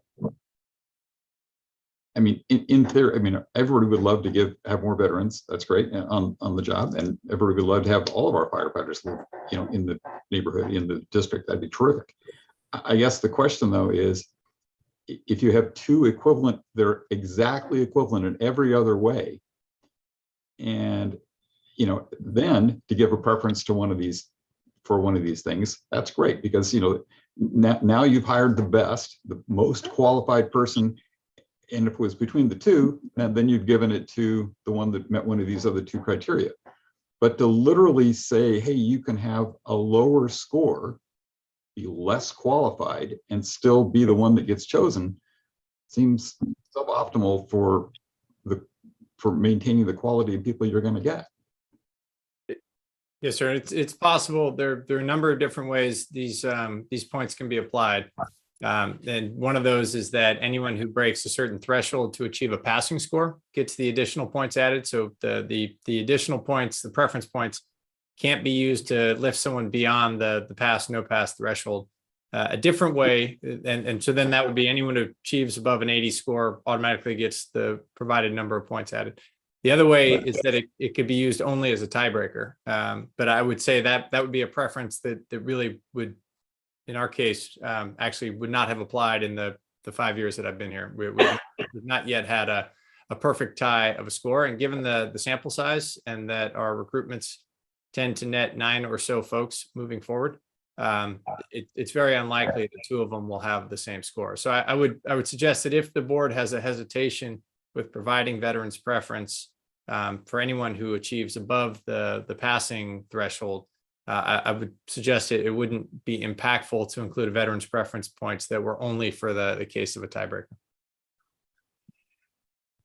Chief, and I know that you've worked for a few departments and have gone through a few academies. Hasn't your experience been that ex-military typically make good firefighters and recruits? I have to recuse myself from answering that question. I would say specific to the time in the academy, having a military presence in an academy class is helpful for a number of reasons that are able to do instilling some values and some ability to follow simple instructions, facing movements, et cetera, with their fellow recruits. Also teamwork. But yes, sir. But wouldn't that make you be more qualified and be able to answer the questions better and be more disciplined at taking and studying for your tests and doing well on the tests? And I mean, if you're truly better because of the military experience, which I completely, it can be, I assume that's true, but that means you ought to already be better. Typically, that's the case. So I guess the question is, why aren't we including? We don't have. Do we have any women at the moment, for example? I don't think we do anymore, right? So why don't we include women in this? We have a woman at Station 42, a female firefighter. Okay. I thought one of them was injured or something.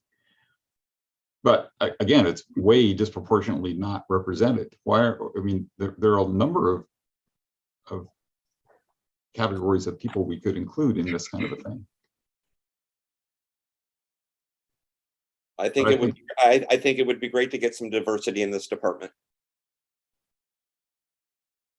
But and military might be one of the ways we do that.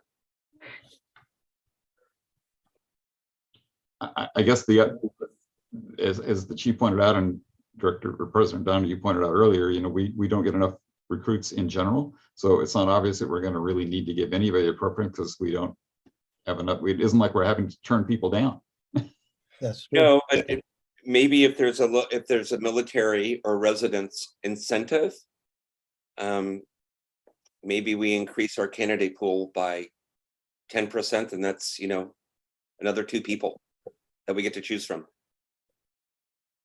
It can't hurt. I guess the other question about residents. So when they apply, they have to be a resident, but what happens if they leave the day after they get the job? Then it didn't really do you any good. What incentive do we have to have, or what requirement do we have to have that you continue your residency? I know City of Oakland, you had to provide residence, you had to stay in the city for 5 years. Or well, if you got hired, you just had to stay in the city for 5 years. Or I guess if you left and they found out about it, you would either disciplinary action or termination. Well, I mean, if there is something like that that actually, you know, encourages / requires people to stay in town, I think that's great.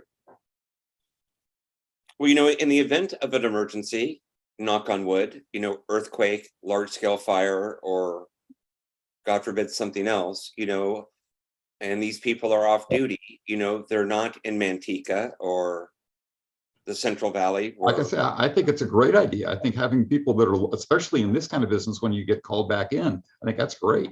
Yes, I agree. Well, maybe what we could do is if we do vote to approve this, I mean, I think I mean, Christine and working with the rest of the staff would have to modify our application process and work out those pieces of it, you know, about the residencies specifically. You know, what if someone is hired, gets that, and they like you said, Director Jurgens, they move out of the district and a month after getting hired, or maybe their parents live here and they change their address to get hired. You know, I don't know that we're going to have to deal with that, like you said, because we don't get that many applications, and I don't know how many applications we have ever gotten from residents. I imagine not very much.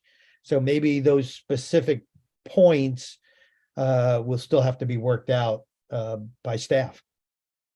How do you implement it? And maybe we just need to advertise more in whatever method it would take to get more veterans. That's another way to think about it. You know, I mean, that's often what happens when you recruit more heavily. You know, I think the Walmarts of the world and people that have programs that specifically hire veterans, I don't know that they necessarily pay them more. I think they just recruit them more. Yeah. Christine, do we know in our application process, is there a box that says anything about military, or has anybody stated in the past that they were military service? Yeah, if there was, you know, folks who applied that have had military service, I've had them mention that in their application. Okay, so we have had some in the past. Yes. Okay, thank you. But Christine, but there's presently we don't give the preference, so there's nothing on the application like check this box if you're a veteran, or we don't provide any information for veterans in our process, right? At this point. Right, correct. Okay. So we would have to modify our our application qualifications and procedures and everything to state these preferences in some way. Right. Yeah, I would just have to change the basic application through governmentjobs.com to include that language. Okay. Do you see any, from your perspective and managing the application process, do you see any downside of doing either of these? I don't think so at all. I think, just encourage, all to apply and, the more applications we get, the better. I will just tell you statistically, you're also going to be discouraging the other people that aren't veterans because they're going to say, I don't have an equal chance. And the statistics can be drawn from when back in my day, preferences were given to women, strong preferences were given to women in hiring.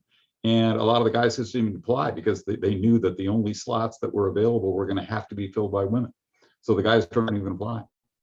Yeah, I don't see that happening in the fire service, that someone's not going to apply because they're not a veteran or they don't live here. I don't think that'll happen. Well, I would say in our HR given how hard it is to recruit, you're probably right, but I'm just saying in general, that's the risk. Just on a personal note on that, just all the testing that I ever did over the years, it never deterred me once.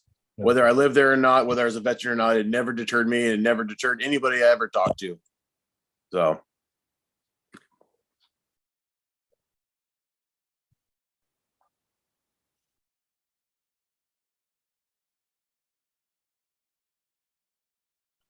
President Donner, if we, I'm ready to make a motion if you're ready for it. Let's have it. Okay, I'd like to make a motion that we provide direction to staff to give veterans and resident hiring preference in our process. Second that. Marcia, can I get a vote, please? Director Bates, Aye. Director Danziger, Aye. Director Jex, Aye. Director Jorgens, Aye. But- President Donner. Aye.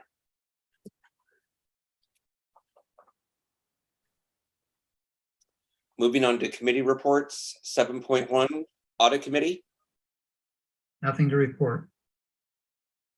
7.2, Ad Hoc Committee to investigate with Contra Costa Board of Supervisors, MOFD eligible to receive the COVID-19 relief one-time payment. We have nothing to report at this time. Nope. 7.3, East Bay Hills Wildfire Prevention and Vegetation Management Joint Powers Agency meetings. Nothing to report that I know of. Director Jorgens. I don't think they've had one since we met last. 7.4, Facility Station 41 Ad Hoc Committee. That is Director Bates and myself. We have nothing to report. 7.5, Joint Fire Prevention Ad Hoc Committee, City of Orinda. There hasn't been Donner one and since the last Jorgens. meeting either. We have not met since our last meeting, so nothing to report there.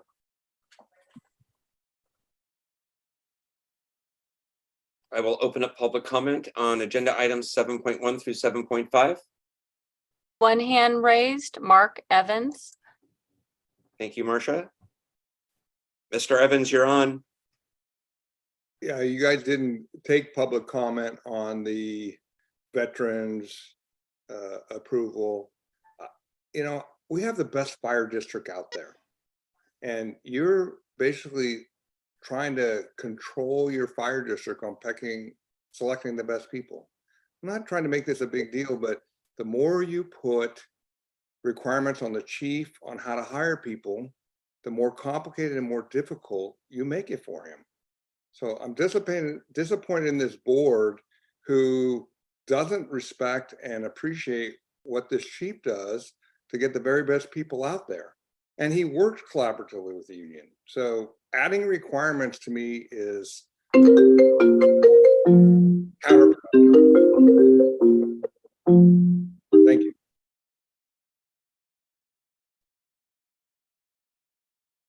Well, just to tell you, Mark, we did have public comment because you mentioned your father and grandfather being in the military in the beginning.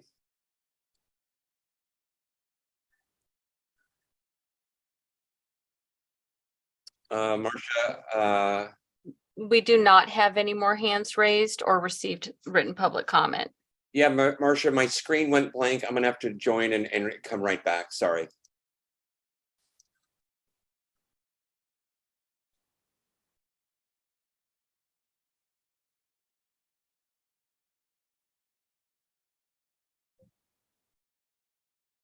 I apologize about that. We do not have any more public comment. Thank you, Marcia. I will close public comment on agenda items 7.1 through 7.5. 8.1, future agenda items.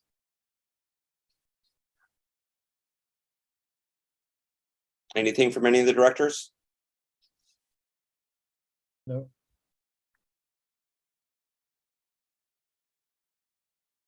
I will open up public comment on agenda item 8.1.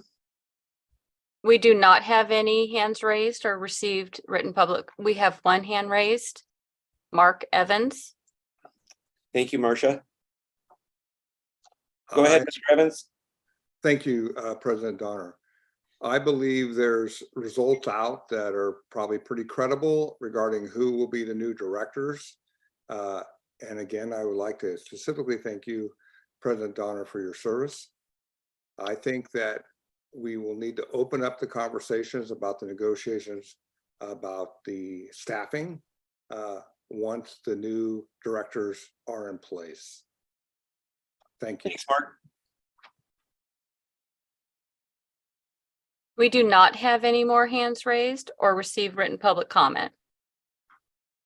Move we adjourn the meeting. Okay. Can I get a second on that? Adjourn. Second. All right. Can I get a vote, please, Marcia? Director Bates, Aye. Director Danziger, Aye. Director Jex, Director Jex. Director Jex, Aye. President Donner. Aye. Good night, everybody. Good night. See ya.